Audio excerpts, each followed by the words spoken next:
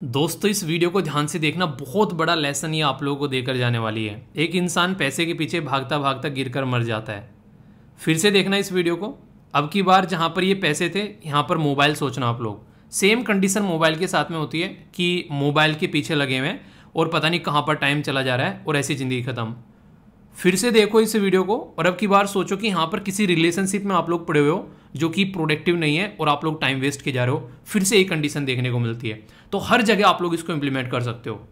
अच्छा, दिल पर हाथ रखकर एक बात बताना, कितने ऐसे लोग हैं जो डिसाइड करते हैं कि हाँ आज का दिन हम लोगों को ऐसे यूटिलाइज़ करना है, बिल्कुल वैसे ही आप लोग यूटिलाइज़ करते हैं। आप लोगों ने कई बार देखा होगा कि यार सोचते हैं ज़िंदगी हमारी इतनी अच्छी होगी, ज़िंदगी ऐसे चलेगी, पर लेकिन कई बार हम लोग जाने अनजाने में इतना टाइम बर्बाद करते रहते हैं।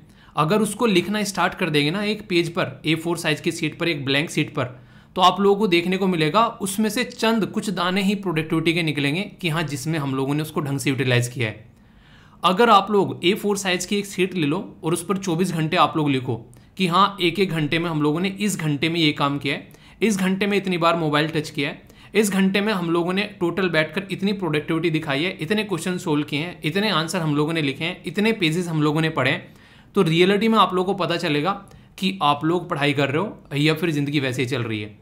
ये वीडियो दिखाने का बेसिक पर्पज़ मेरा ये था कि अगर आप लोग एक ऐसी साइकिल में फंसे हुए हो कि डेली सुबह को उठ जाते हो और शाम को बिस्तर पर चले जाते हो और फिर बोलते हो यार आज का दिन फिर बर्बाद हो गया, तो ये सही टाइम है। अभी आप लोग चाहो तो बचा हुआ जो साल है उसको आप लोग अपने हाथों में ले सकते हो, क्योंकि अभी भी लगभग मोटे मोटे तौर पर 3.5 महीने आप लोगों के हाथ में है। अगर इन 3.5 महीनों को भी आप लोग इफेक्टिवली यूटिलाइज करोगे ना, तो जब ये साल जाएगा तो आप लोग अपने आप को बेसिकली बोल पाओगे कि हाँ यार इस साल में मैंने कुछ अच्छा किया है।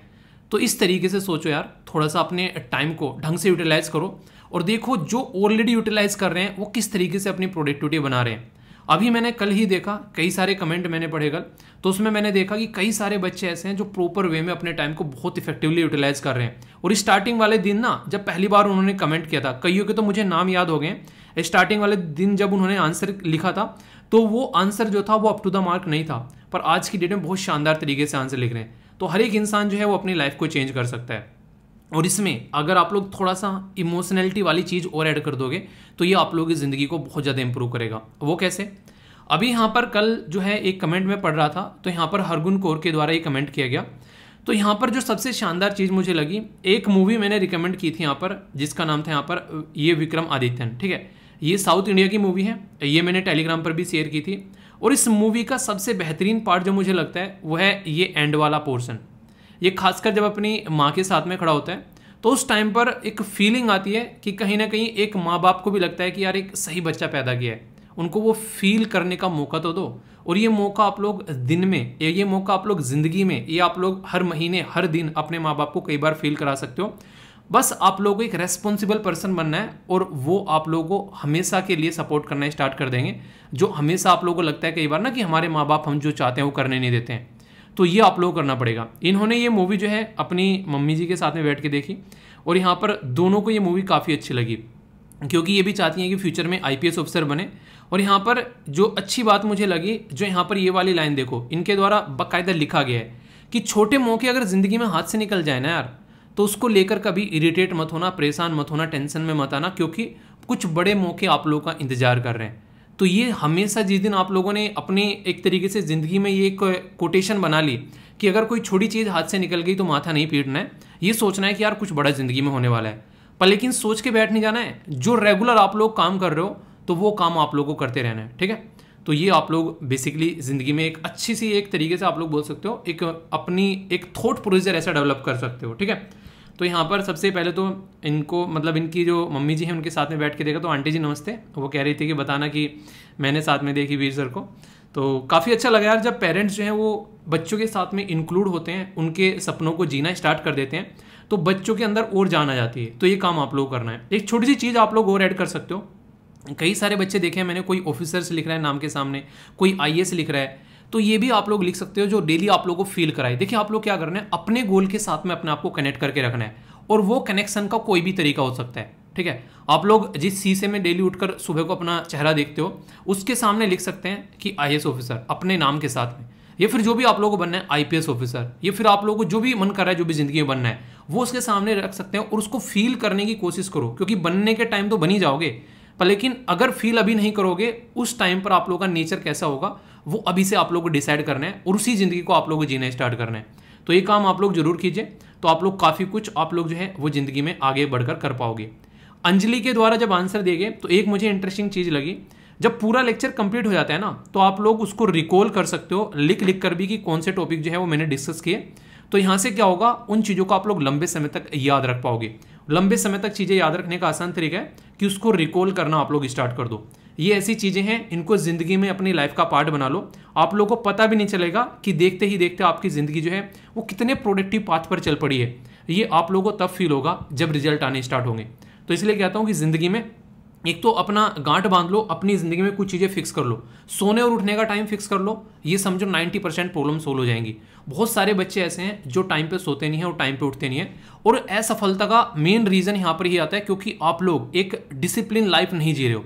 पर लेकिन इसका मतलब नहीं कि ज़िंदगी बर्बाद होगी। आप लोगों के पास में अवसर रहते हैं हर टाइम कि फिर से आप लोग उठो और फिर से ज़्यादा समझदारी के साथ में काम करो। और आप लोग की इसी समझदारी को एक सही डायरेक्शन देने के लिए मैंने एक छोटा सा प्रयास किया है कि डेली 6 बजे मॉर्निंग में आप लोगों को ये वीडियो मिल जाती है।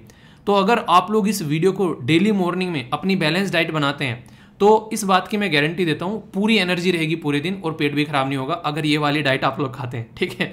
तो इसको अपनी बैलेंस डाइट को डेली मॉर्निंग में लिया करो, देखो कि दिमाग कितना अच्छा दुरुस्त होगा, सेहत कितनी अच्छी बनेगी और अपने अंदर से आप लोगों की प्रोडक्टिविटी निकल कर आएगी। तो हाउस द जोश, जब बोला करो हाउस द जोश तो हाई लिखा करो, सुबह सुबह आँख खुल जाएगी। और जब वीडियो कंप्लीट हो जाया करे उस टाइम पर जय हिंद लिखा करो कि हाँ वीडियो कंप्लीट हो गई है सर, ठीक है। 2 काम ये जरूर करिएगा, ओके। और अगर लगता है कि जिस टाइम आप लोग वीडियो देखने आए और आप लोगों ने डिसाइड किया था कि इससे थोड़े पहले आना था हम लोग को, आप लोग लेट हो गए हो या फिर कल का शेड्यूल पूरा नहीं किया, आप लोग लेट हो गए हो, कमेंट बॉक्स में आके सॉरी जरूर लिखना। कुछ दिनों में सॉरी लिखते लिखते खुद को शर्म आने लगेगी और आप लोग अपने काम को टाइम पर करने लगोगे। ये एक तरीका है, इसको जर्मनी में सेल्फ पनिशमेंट कहते हैं। जर्मनी में बहुत कम लोग जो ऐसे हैं जो गलत काम करते हैं, क्यों? क्योंकि वो अपने ऊपर सेल्फ पनिशमेंट का रूल इंप्लीमेंट करते हैं। आप भी अपनी जिंदगी में इंप्लीमेंट करके देखो, बहुत फायदा आप लोगों को देखने को मिलेगा, ओके। तो बहुत कुछ जानने को मिलेगा यार। सबसे पहले तो एक ये कोटेशन है एस्से के लिए भी, आंसर राइटिंग के लिए भी, और एक आप लोग बोल सकते हो मोटिवेशन के लिए भी। एक किसी इंसान ने ये बोला है अगर आप लोग गरीब पैदा होते तो आप लोगों की गलती नहीं है, क्योंकि आप लोग एक ऐसे परिवार में पैदा हो गए, परिवार गरीब था, पर लेकिन अगर आप लोग गरीब मर जाते हो तो इसमें आप लोगों की गलती है। पैसा कभी भी गलत नहीं होता है, पैसा सही तरीके से कमाना चाहिए। गलत तरीके से कमाया गया पैसा गलत होता है, किसी का हक मार के कमाना। करोड़पति बनो, अरबपति बनो, मर्सिडीज में घूमो, BMW में घूमो, जो भी आप लोगों की अच्छी गाड़ी आप लोगों को लगती है, रोल्स रॉयस में घूमो, अपना खुद का जेट लो, अपने बड़े सपने रखो यार। कभी भी ये मत सोचो कि बस ये छोटी सी जिंदगी है, बस छोटा सा कोई गोल बना ले और जीकर चले गए। ऐसे नहीं जीना है, जानवरों वाली जिंदगी नहीं जीनी है, और मैं जीने भी नहीं दूंगा। अगर ये लेक्चर कम से कम आप लोग देख रहे हैं तो सपने तो कम से कम बड़े करो। उसमें कौन सा टैक्स GST लग रहा है यार आप लोगों का कि गवर्नमेंट GST ले रही है? तो सपने अपने बड़े रखो, डेली अपनी जिंदगी को शानदार तरीके से एंजॉय करो। बोला गया पुअर्टी जो है, poverty is the parent of revolution. Revolution यानी कि क्रांति भी गरीबी से ही निकल कर आती है। अगर बात करें एक गरीब इंसान जो है उसको अपनी रोजी रोटी नहीं मिल पा रही है, वो क्रांति करेगा, और क्राइम भी यहीं से निकल कर आता है। अब आप लोग देखो, अगर गरीब है तो आप लोगों को अपनी जिंदगी में क्रांति लानी है, कलम को लेकर आप लोगों को क्रांति लेकर आनी है, या फिर आप लोगों को क्राइम करने हैं आगे चलकर, ये आप लोग डिसाइड करोगे। अरस्तु यानी कि अरिस्टोटल साहब के द्वारा ये बात बोली गई है। तो पुअर्टी, रिवोल्यूशन या फिर क्राइम के बारे में कुछ लिखने के लिए आ जाए तो तीनों जगह ये कोटेशन आप लोग इस्तेमाल कर सकते हो, काफी बेहतरीन है, ठीक है। पर्सन इन न्यूज जो है ये मैंने कल ही डिस्कस किए थे, तो देखता हूं कौन कौन इनका नाम बताता है। कमेंट बॉक्स में बताइए इनका नाम, कौन कौन इनको रिकॉल कर पाता है। ये जरूरी है कि आप लोग जो है इनके बारे में थोड़ा सा जाने, क्योंकि डायरेक्ट क्वेश्चन आप लोगों से बन जाता है। आज है जैसे कि हंसी आ गई यार एक चीज़ को लेके, ये दिन जब भी आता है मुझे हंसी आ जाती है, क्योंकि ये दिन एक दोस्त था, उसने बोला कि ये दिन मैं कभी नहीं भूलूंगा अपनी ज़िंदगी में, ये इंपॉर्टेंट डे होता है। एक क्वेश्चन था, टेस्ट सीरीज हम लोग अटेम्प्ट कर रहे थे, तो उसमें था नहीं एक तरीके से कई सारी स्टेटमेंट रहती है, तो हिंदी दिवस को लेकर एक क्वेश्चन था वहाँ पर, तो मेरे माइंड से निकल गया। मैंने कहा यार किस दिन सेलिब्रेट करता है, उसने आंसर लगा दिया। तो मैंने बोला यार ये कैसे याद आ गया? कह रहा भाई ऐसे याद नहीं रहता, ये मेरी गर्लफ्रेंड का बर्थडे है 14 सितंबर को, ठीक है। तो ये भी अच्छे तरीके हैं चीज़ों को याद करने के। आप लोग किसी भी ऐसे इंसान के साथ में जिसको आप लोग पसंद करते हो, जिसकी रेस्पेक्ट करते हो, कुछ चीज़ें उसके साथ में कोरिलेट करके आप लोग रख लो, तो इससे क्या होगा, ज़िंदगी में बहुत सारी चीज़ें जो है आप लोग याद भी रख पाओगे। इसको एक रेफरेंस वे में याद रखने का तरीका बोलते हैं, तो आप लोग लंबे समय तक अपनी मेमोरी फॉर्मेशन यहाँ पर कर पाओगे। एक बात यहाँ पर जो सबसे इंपॉर्टेंट है, हिंदी को लेकर काफ़ी ज़्यादा विवाद होते हैं, तो हिंदी एक ऐसा इंपॉर्टेंट टॉपिक है जिससे आगे भी आप लोगों से एग्जाम में क्वेश्चन बन सकते हैं। तो इस टॉपिक को काफ़ी अच्छे से तैयार करना है। तो ये डे की तरीके से डिस्कस नहीं कर रहा हूँ, ये पूरा एक टॉपिक मैं कवर कराने जा रहा हूँ यहाँ पर हिंदी के बारे में, और इसमें क्लासिकल लैंग्वेज भी मैं आप लोगों को कवर कराता हुआ नजर आऊँगा यहाँ पर। तो इससे क्या होगा, इससे ये होगा क्योंकि अभी आप लोगों ने देखा ये जो ईपीएफओ का पेपर था उसमें क्वेश्चन पूछा गया, 2-3 स्टेट पीसीएस में क्वेश्चन पूछा गया। तो पूरा टॉपिक अगर आप लोगों का तैयार हो जाएगा तो फिर आप लोगों को कोई दिक्कत नहीं रहेगी। तो इसको अच्छे से कवर करेंगे ताकि एक एक पॉइंट जो है वो माइंड में क्रिस्टल क्लियर हो जाए। चलिए आगे बढ़ने से पहले क्वेश्चन पूछता हूं कि दुनिया में सबसे ज्यादा बोले जाने वाली लैंग्वेज कौन सी है? पहले नंबर की लैंग्वेज कौन सी है, दूसरे नंबर की लैंग्वेज कौन सी है और तीसरे नंबर की लैंग्वेज कौन सी है? अगर आप लोगों से कोई पूछे तो बताइए, फिर मैं आप लोगों को यहाँ पर आंसर बताता हूँ जिसके साथ में आप लोग कनेक्ट कर पाएंगे। पहले नंबर पर तो नॉर्मल सी कोई बता सकता है कि सबसे ज़्यादा लैंग्वेज कौन सी बोली जाती है। आप लोग बताइए, इससे पता चलेगा कि आप लोग कम से कम ये छोटी छोटी चीज़ें जो हैं ये आप लोग कितने तरीके से इसको कनेक्ट कर पाते हैं और आप लोग समझ पाएंगे। दुनिया में सबसे ज़्यादा बोले जाने वाली लैंग्वेज है इंग्लिश। अगर आज की डेट में बात करें, उन देशों में जहाँ पर दूसरी लैंग्वेज भी बोली जाती है वहाँ पर भी इंग्लिश नॉर्मली आप लोगों को देखने को मिलेगी। दूसरे नंबर पर सबसे ज़्यादा बोले जाने वाली लैंग्वेज कौन सी है? वो है मंडारिन, यानी कि चाइनीज़ लैंग्वेज। और तीसरे नंबर पर आती है हमारी हिंदी, जो कि दुनिया में सबसे ज़्यादा लोगों के द्वारा बोली जाती है। पर लेकिन अगर आप लोग डिफरेंस देखोगे, अगर मोटे मोटे तौर पर बोलूँ यहाँ पर मंडारिन में और जो हिंदी लैंग्वेज में जो डिफरेंस है वो ये समझो कि अगर 100 लोग यहाँ पर मंडारिन बोल रहे हैं तो ओनली 50 लोग जो हैं वो हिंदी बोल रहे हैं, यानी कि 50% का डिफरेंस आप लोगों को देखने को मिलेगा। जबकि इसमें ज़्यादा डिफरेंस नहीं है, ये यहाँ पर लगभग बराबर ही है, बहुत ही कम डिफरेंस नजर आएगा। चौथे नंबर पर सबसे ज़्यादा बोले जाने वाली और पाँचवें नंबर पर सबसे ज़्यादा बोले जाने वाली लैंग्वेज कौन सी है, ये आप लोग को बताना है। 3 लैंग्वेज मैंने बता दी, 2 आप लोगों को जाकर सर्च करनी है। एक इंपॉर्टेंट क्वेश्चन जो कि आप लोगों के माइंड में कंफ्यूजन है वो दूर करेगा, वो ये है कि हिंदी जो है वो हमारी ऑफिशियल लैंग्वेज है, ना कि नेशनल लैंग्वेज है। ये बात हमेशा ध्यान रखिएगा। इसके ऊपर कई बार बात की जाती है कि इसको नेशनल लैंग्वेज बना दे, पर हमारे देश में एक कहावत आप लोगों ने सुनी होगी कि कोस कोस पर बदले पानी, सवा कोस पे बानी। यानी कि जरा सी डिस्टेंस पे आप लोग चलोगे, किसी दूरी पे चलोगे तो लोगों की भाषा बदल जाती है। कोई कुछ बोल रहा है, कोई कुछ बोल रहा है, सबकी अपनी अपनी भाषा है। कोई हिंदी बोल रहा है, कोई बिहारी बोल रहा है, कोई गुजराती बोल रहा है, कोई महाराष्ट्रियन है, कोई तमिल तेलुगु, आप लोग देखने को मिलेगा ये सारी।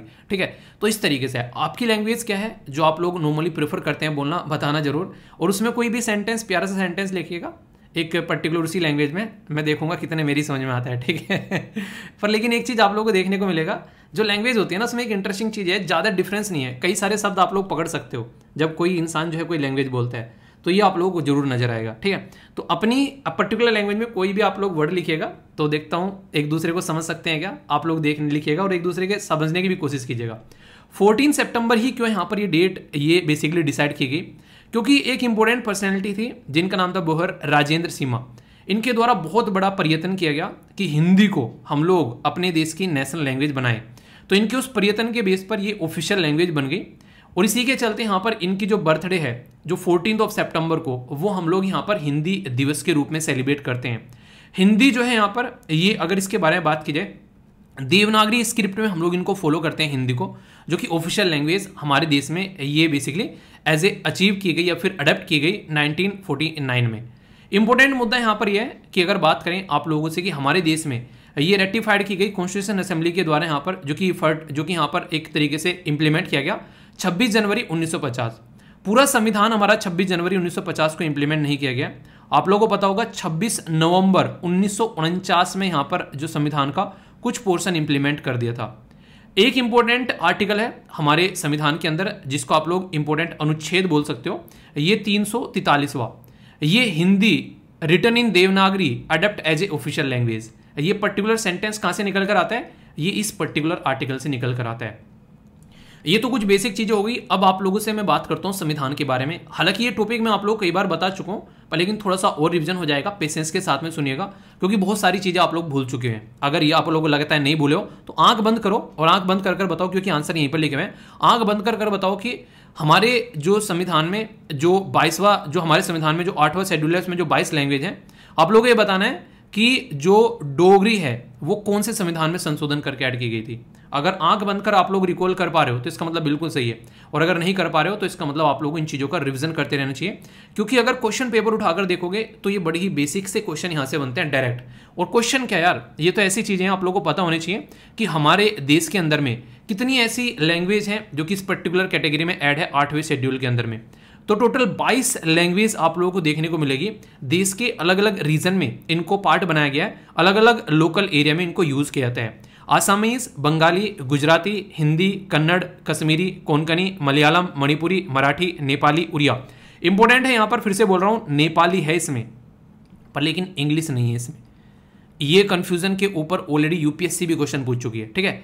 उड़िया, पंजाबी, संस्कृत, सिंधी, तमिल, तेलुगु, उर्दू भी इसके अंदर में है। ये मत सोचना कि पाकिस्तान में चले गए तो यहाँ से उर्दू हट जाएगी, नहीं। हमारी कंट्री में कम मुस्लिम कम्युनिटी के लोग नहीं है, इतने सारे आप लोगों को देखने को मिलेंगे कि अगर आज की डेट में आप लोगों से पूछे कि दुनिया में सबसे ज़्यादा मुस्लिम कम्युनिटी के लोग कहाँ पर पाए जाते हैं, ये सुनकर आप लोगों को यकीन नहीं होगा। पहले नंबर पर सबसे ज़्यादा जो मुस्लिम कम्युनिटी के लोग पाए जाते हैं वो पाए जाते हैं इंडोनेशिया के अंदर में, पहले नंबर पर सबसे ज़्यादा पाए जाते हैं। दूसरे नंबर पर जो सबसे ज़्यादा पाए जाते हैं वो पाए जाते हैं पाकिस्तान के अंदर में, और तीसरे नंबर पर जो सबसे ज़्यादा पाए जाते हैं वो पाए जाते हैं हमारे देश के अंदर में। तो यह हमारा प्यारा महान भारत। महान क्यों बोला जाता है? वो इसलिए बोला जाता है कि ये एक ऐसा लोता देश है इस धरती पर जहाँ पर इतने सारे रिलीजन, इतने सारी कास्ट, इतने सारी कम्युनिटी डिवाइड, इतने सारे आप लोगों को मौसम देखने को मिलेंगे। यहाँ पर बर्फ़ भी मिलेगा, यहाँ पर रेगिस्तान भी मिलेगा, यहाँ पर पहाड़ भी मिलेंगी, यहाँ पर झीलें मिलेंगी, नदियाँ भी मिलेंगी, अलग अलग तरीके जीव जंतु मिलेंगे, और मैक्सिमम अलग अलग जो रिलीजन के लोग आप लोग यहाँ पे रहते हुए मिलेंगे। तो इसलिए महान भारत आप शब्द बोलो तो उसमें कोई जो है गड़बड़ नहीं होगी, ठीक है। तो ये है हमारा प्यारा महान भारत, या फिर आप लोग बोल सकते हो ये हमारी आन बान और शान, हमारा भारत महान। इसलिए यहाँ पर महान बोला जाता है क्योंकि जब पश्चिमी वर्ल्ड हमारे देश को आज़ाद कर रहे थे, हम लोग आज़ादी ले रहे थे, उस टाइम पर यहाँ पर जो इनके लेखक थे वो ये बोल रहे थे कि 500 से ज़्यादा राजे रजवाड़ों को मिलाकर ये देश बनाया गया है, आने वाले टाइम में इसके इतने ही टुकड़े होने वाले हैं। पर आज मैं आप लोगों को ये आर्टिकल पढ़ा रहा हूँ बैठकर 2022 में, आज भी हमारा देश जो है वो ऐसा का ही ऐसा जुड़ा हुआ है, बल्कि और स्ट्रॉन्ग हम लोग हो गए हैं। आर्टिकल 370 को चेंज करने के बाद में हमारा पोर्शन और ज़्यादा अच्छे से हमारे साथ में जुड़ गया है। तो ये एक स्ट्रॉन्ग कॉन्स्टिट्यूशन की निशानी है कि कैसे वो हमको सबको एक साथ में बांधे हुए हैं। तो ये चीज़ आप लोग याद रखिएगा। इसके चलते अगर आप लोग यहाँ पर देखो, टोटल स्टार्टिंग में जब संविधान था उसमें 14 लैंग्वेज थी, 8वें उसके अंदर में शेड्यूल के अंदर में, पर 14 में 8 जो और जोड़ दी और 22 लैंग्वेज होगी। याद रखिएगा 8 नई लैंग्वेज जुड़ गई हैं, किसमें? 8वें शेड्यूल के अंदर में। तो इसके चलते 22 लैंग्वेज हो गई हैं। अगर बात करें यहाँ पर तो ये जो लैंग्वेज ऐड हुई है, सिंधी लैंग्वेज ऐड हुई 21वें संविधान में संशोधन करके 1967 में, कोंकणी, मणिपुरी, नेपाली ये 71वां संविधान में संशोधन किया गया 1992 में, बोडो, डोगरी, मैथिली और संथाली ये 92nd कॉन्स्टिट्यूशन अमेंडमेंट किया गया 2003 में। यहाँ से चीज़ें ऐड हुई। और यहाँ से क्वेश्चन रिसेंटली अभी बना है यूएन के द्वारा 2022 से लेकर 2032 तक का, यानी कि 10 साल टोटल ऐसे हैं कि international decade of indigenous language, यानी कि ऐसा डिकेड मतलब दशक जिसमें 10 साल होते हैं, जो कि इंडिजिनस यानी कि लोकल जो लैंग्वेज होती है उसको सेलिब्रेट करना है। आप लोगों ने देखा होगा गांव में से शहरों में आते हैं ना, आप लोग अक्सर अपने गांव की लैंग्वेज नहीं बोलते हो, और क्यों? क्योंकि ये कोई ये बोलेगा ये कि देख कितना गवार है, वो वाली फीलिंग आती है। चलो मैं ये नहीं बोलूँगा कि हर जगह आप लोग अपनी लैंग्वेज बोलनी है, एटलीस्ट जो लोग आपके जानने वाले हैं उनके साथ में आप लोग अपनी लैंग्वेज जरूर बोला करो। क्योंकि एक चीज़ आप लोगों को देखने को मिलेगी, जो मज़ा अपनी खुद की लैंग्वेज बोलने में आता है, जो आप लोग बचपन से फॉलो कर रहे हो, जितना मज़ा उसको बोलने में, उसमें इंजॉय करने में, बातें करने में आएगा, उस किसी और लैंग्वेज में आप लोगों को नहीं आने वाला है। एक टीचर बोला करते थे कि यार जो मैं जोक सुनाऊंगा वो हिंदी में सुनाऊंगा, लेक्चर में इंग्लिश में डिलीवर करूंगा। तो बच्चे बोले क्यों सर? कह रहा कि अगर मैं इंग्लिश में जोक सुनाऊंगा तो मैं खुद जोक बन जाऊंगा। तो ये उनका डायलॉग था जो मुझे काफ़ी उस टाइम पर हंसी आई थी। उन्होंने कुछ ऐसा बोला था, if I will make the joke in English then I will become the joke. तो ये वाली बात है। तो हिंदी में उसकी फीलिंग भी आती है क्योंकि इंसान उस लहजे में बात कर पाता है। एक और बात याद रखिएगा, यूनाइटेड नेशन जनरल असेंबली के द्वारा 2019 को international year of indigenous language के रूप में भी सेलिब्रेट किया जाता है, किया गया था। तो ये भी इंपॉर्टेंट है। कुछ और बातें जो कि आप लोगों को पता होनी चाहिए यहाँ पर, जैसे क्लासिकल लैंग्वेज के बारे में अगर आप लोगों से पूछे तो यहाँ पर क्लासिकल लैंग्वेज जो है वो 8वें शेड्यूल में आप लोगों को यहाँ पर लिस्टेड देखने को मिलेगी। तो 8वें शेड्यूल के अंदर जो यहाँ पर ऑल क्लासिकल लैंग्वेज यहाँ पर 8वें शेड्यूल में है। तो 8th शेड्यूल जो है यहाँ पर ऑफिशियल लैंग्वेज जो आप लोगों को देखने को मिल रही है देश के अंदर में। और ये पार्ट अगर बात करें मेंशन कहाँ पर है, 17 पार्ट के अंदर में आप लोगों को देखने को मिलेगा, आर्टिकल 343 से लेकर 351 तक का। अब यहाँ पर क्लासिकल लैंग्वेज जो है वो आप लोगों को मैंने अभी शेड्यूल लैंग्वेज बनाई। जो शेड्यूल लैंग्वेज है वो टोटल मिलाकर 8वें शेड्यूल में 22 लैंग्वेज हैं। इसमें से कुछ ऐसी हैं जिनको क्लासिकल लैंग्वेज का दर्जा दे रखा है, यानी कि उनको सपोर्ट करने की कोशिश की जाती है और अच्छे लेवल पर। इसमें तमिल, संस्कृत, कन्नड़, तेलुगु, मलयालम और इसी के साथ में उड़िया रिसेंटली अभी नई ताजी ऐड की गई है। तो अगर आप लोग इन राज्य से आते हैं तो एटलीस्ट आप लोगों को यही पता होना चाहिए। और इंटरेस्टिंग चीज बता दूं, स्टेट पीसीएस में तो कई बार इनके ईयर भी मैच कर आप लोगों से पूछे जाते हैं कि किस ईयर में यहाँ पर कौन सी लैंग्वेज को हम लोगों ने यहाँ पर ये दर्जा दिया। ठीक है, ये यहाँ पर जो पॉलिटिकल लेक्चर मैंने आप लोगों के लिए थे, उस पॉलिटिकल लेक्चर में काफी डिटेल में मैंने सारी चीजें आप लोगों को पढ़ाई थी वहां पर। तो ये पूरा एक चैप्टर था, ये थंबनेल है उस पॉलिटिकल लेक्चर का। तो अगर आप लोग classical language by Veer search करेंगे जाकर आप लोग यूट्यूब पर, तो ये लेक्चर आप लोगों के सामने खुलकर आएगा। तो और डिटेल में पूरा क्लासिकल लैंग्वेज ही समझनी है कि क्लासिकल लैंग्वेज को क्लासिकल लैंग्वेज क्यों बोला जाता है, क्यों ये लैंग्वेज का दर्जा दिया जाता है, तो पूरे डिटेल में ये लेक्चर आप लोग जाकर देख लेना। पॉलिटी जिसने रिवाइज नहीं किया रिवाइज कर लिया करो, और जब कंप्लीट हो जाए तो डन लिख सकते हैं आप लोग उस वीडियो के नीचे। इस लेक्चर को भी कंप्लीट कर आप लोग जय हिंद और डन आप लोग लिख सकते हैं कि हाँ सर डन, मजा आ गया जिंदगी जीने में। या फिर आप लोगों को थोड़ी बहुत बुराई भी करनी है तो वो भी कर सकते हैं कि सर बिल्कुल टाइम वेस्ट कर दिया आज तो, ठीक है।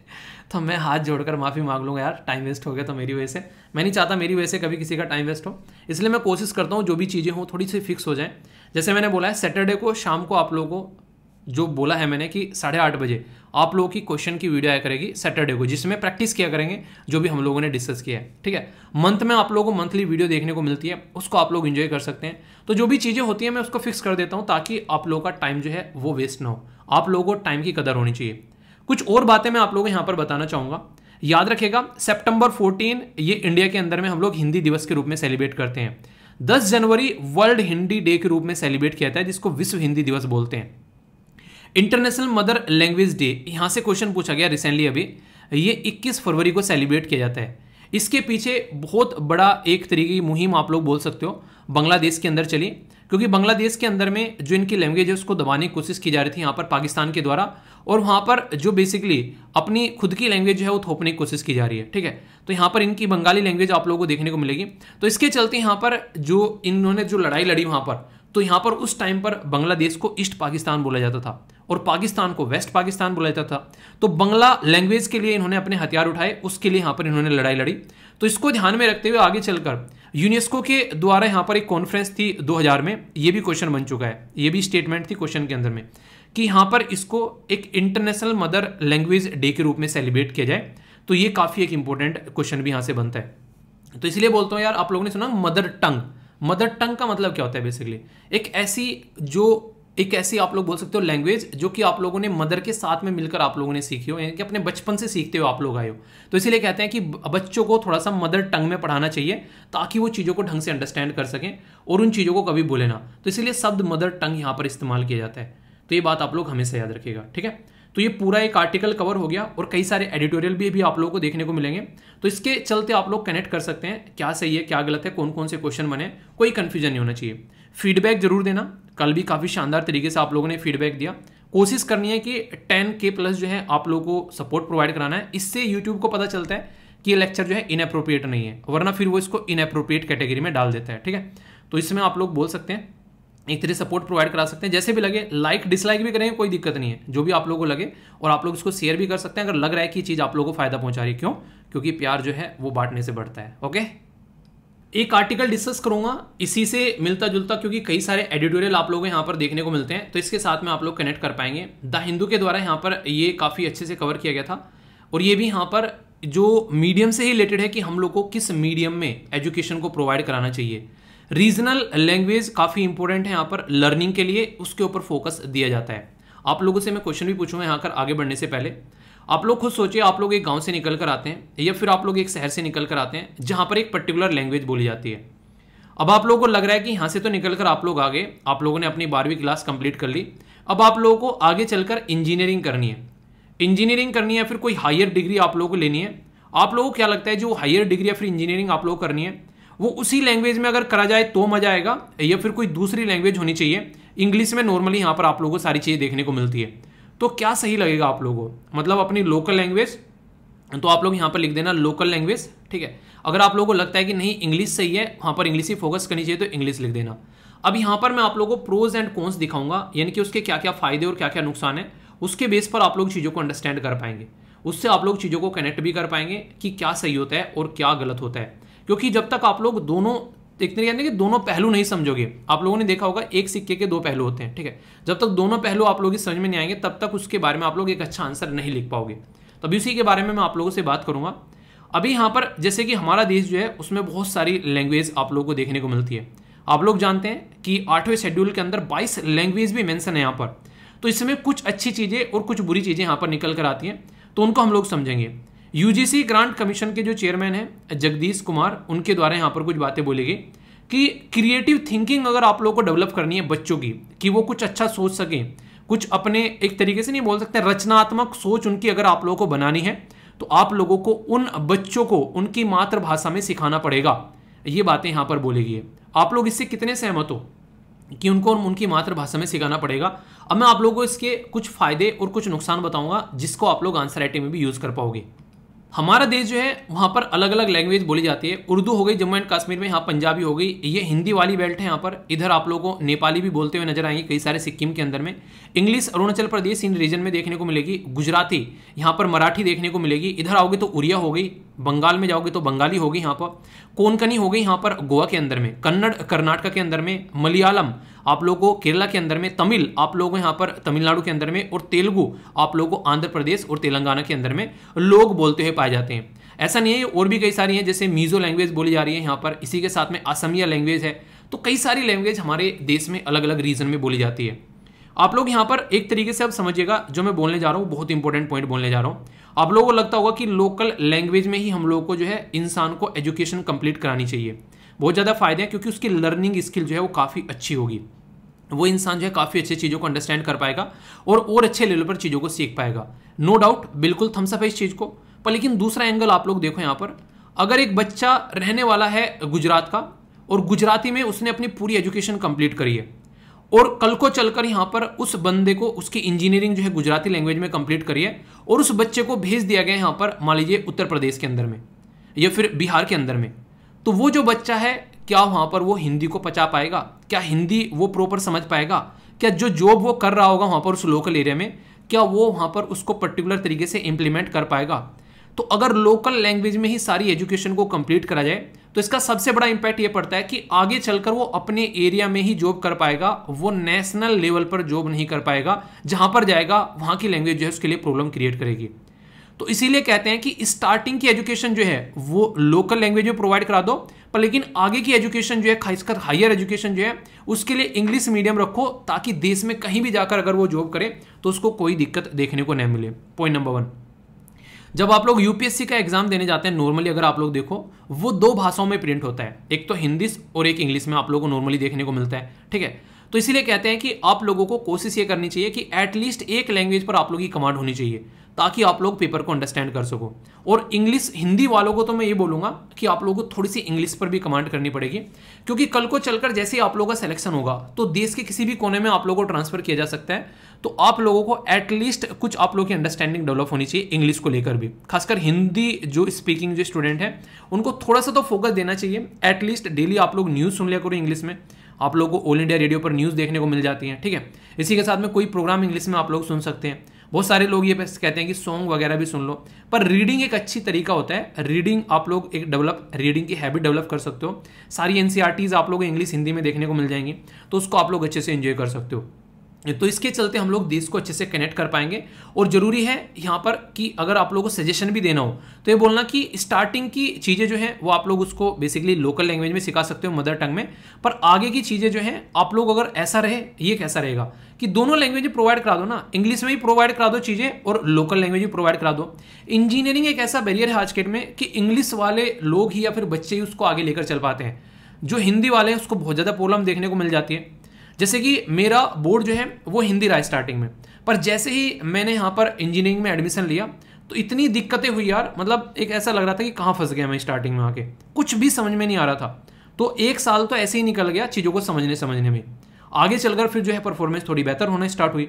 तो ये प्रॉब्लम मैक्सिमम बच्चे आप लोगों को झेलते हुए नजर आएंगे, खासकर जो गाँव से निकल कर आते हैं। तो ये मैं आप बीती बता रहा हूँ आप लोगों को, जो मेरे साथ में खुद में हुई है।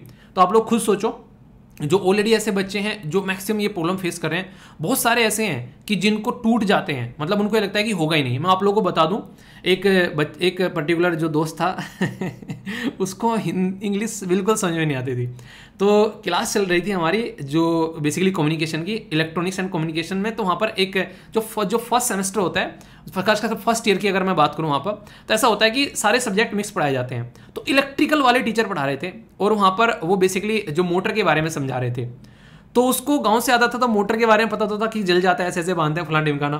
तो वो भाई साहब बीच में खड़ा हो गया कह रहे सर मोटर देख के समझ में तो आ रहा है कि मोटर पढ़ा रहे हो, ठीक है, ये हमारे गुरु भी है, ठीक है, पर ये जो बोल रहे हो ना इंग्लिश में, एक भी शब्द मेरे पल्ले नहीं पड़ा तो वो टीचर बड़े अच्छे थे।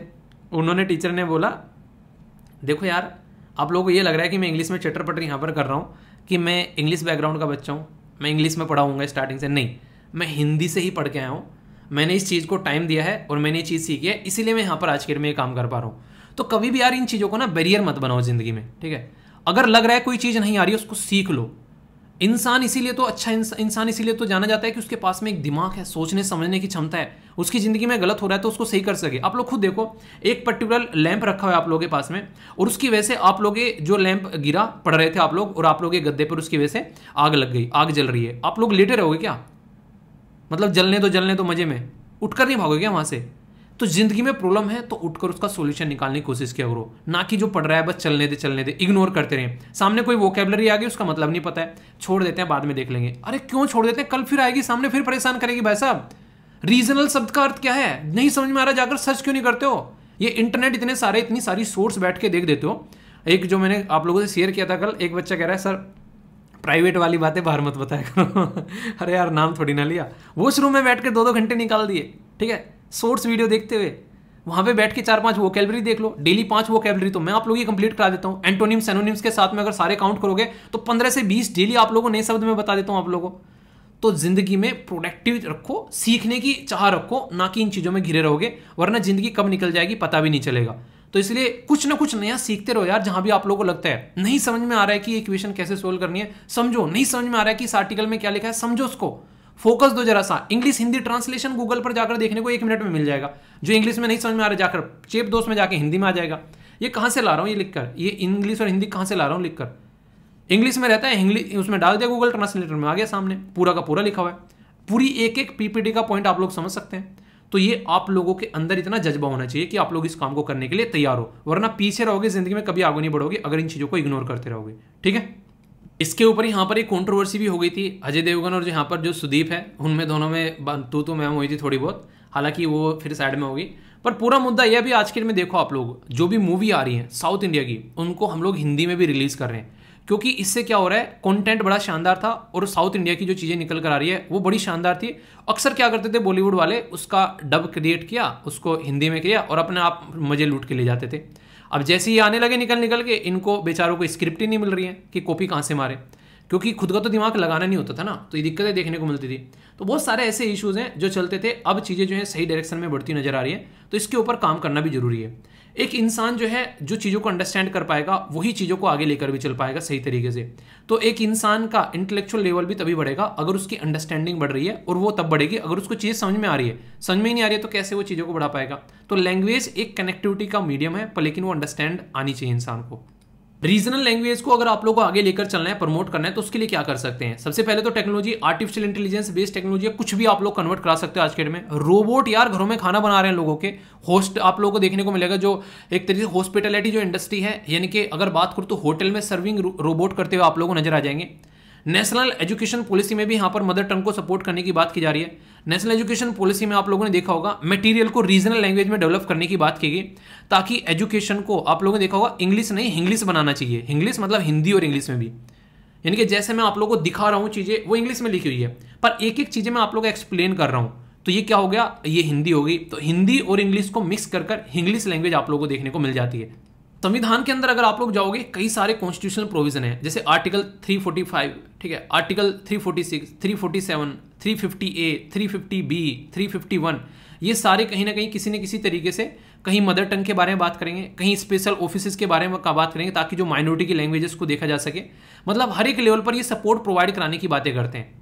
तो ये काफ़ी इंपॉर्टेंट है अगर इनके बारे में बात की जाए। यानी कि संविधान निर्माता भी जानते थे, उस टाइम पर भी ये डिबेट और डिस्कशन हुए थे कॉन्स्टिट्यूएंट असेंबली के अंदर में कि भाई साहब ये मुद्दा आएगा, इसको कैसे सुलझाओगे। तो उस टाइम पर भी यहाँ पर माथापच्ची की गई थी, उस टाइम पर भी यहाँ पर ये मुद्दे उठे थे। तो इसलिए काफ़ी इंपॉर्टेंट है ये। अच्छे से सुन लिया आर्टिकल। अब आप लोगों को बताता हूँ इन आर्टिकल की इंपॉर्टेंस क्या है। 2021 में यूपीएससी के द्वारा यहाँ पर क्वेश्चन पूछा गया। 21 फरवरी जो है वो डिक्लेयर की गई द इंटरनेशनल मदर जो लैंग्वेज डे है यूनिसेफ के द्वारा। Point number 1।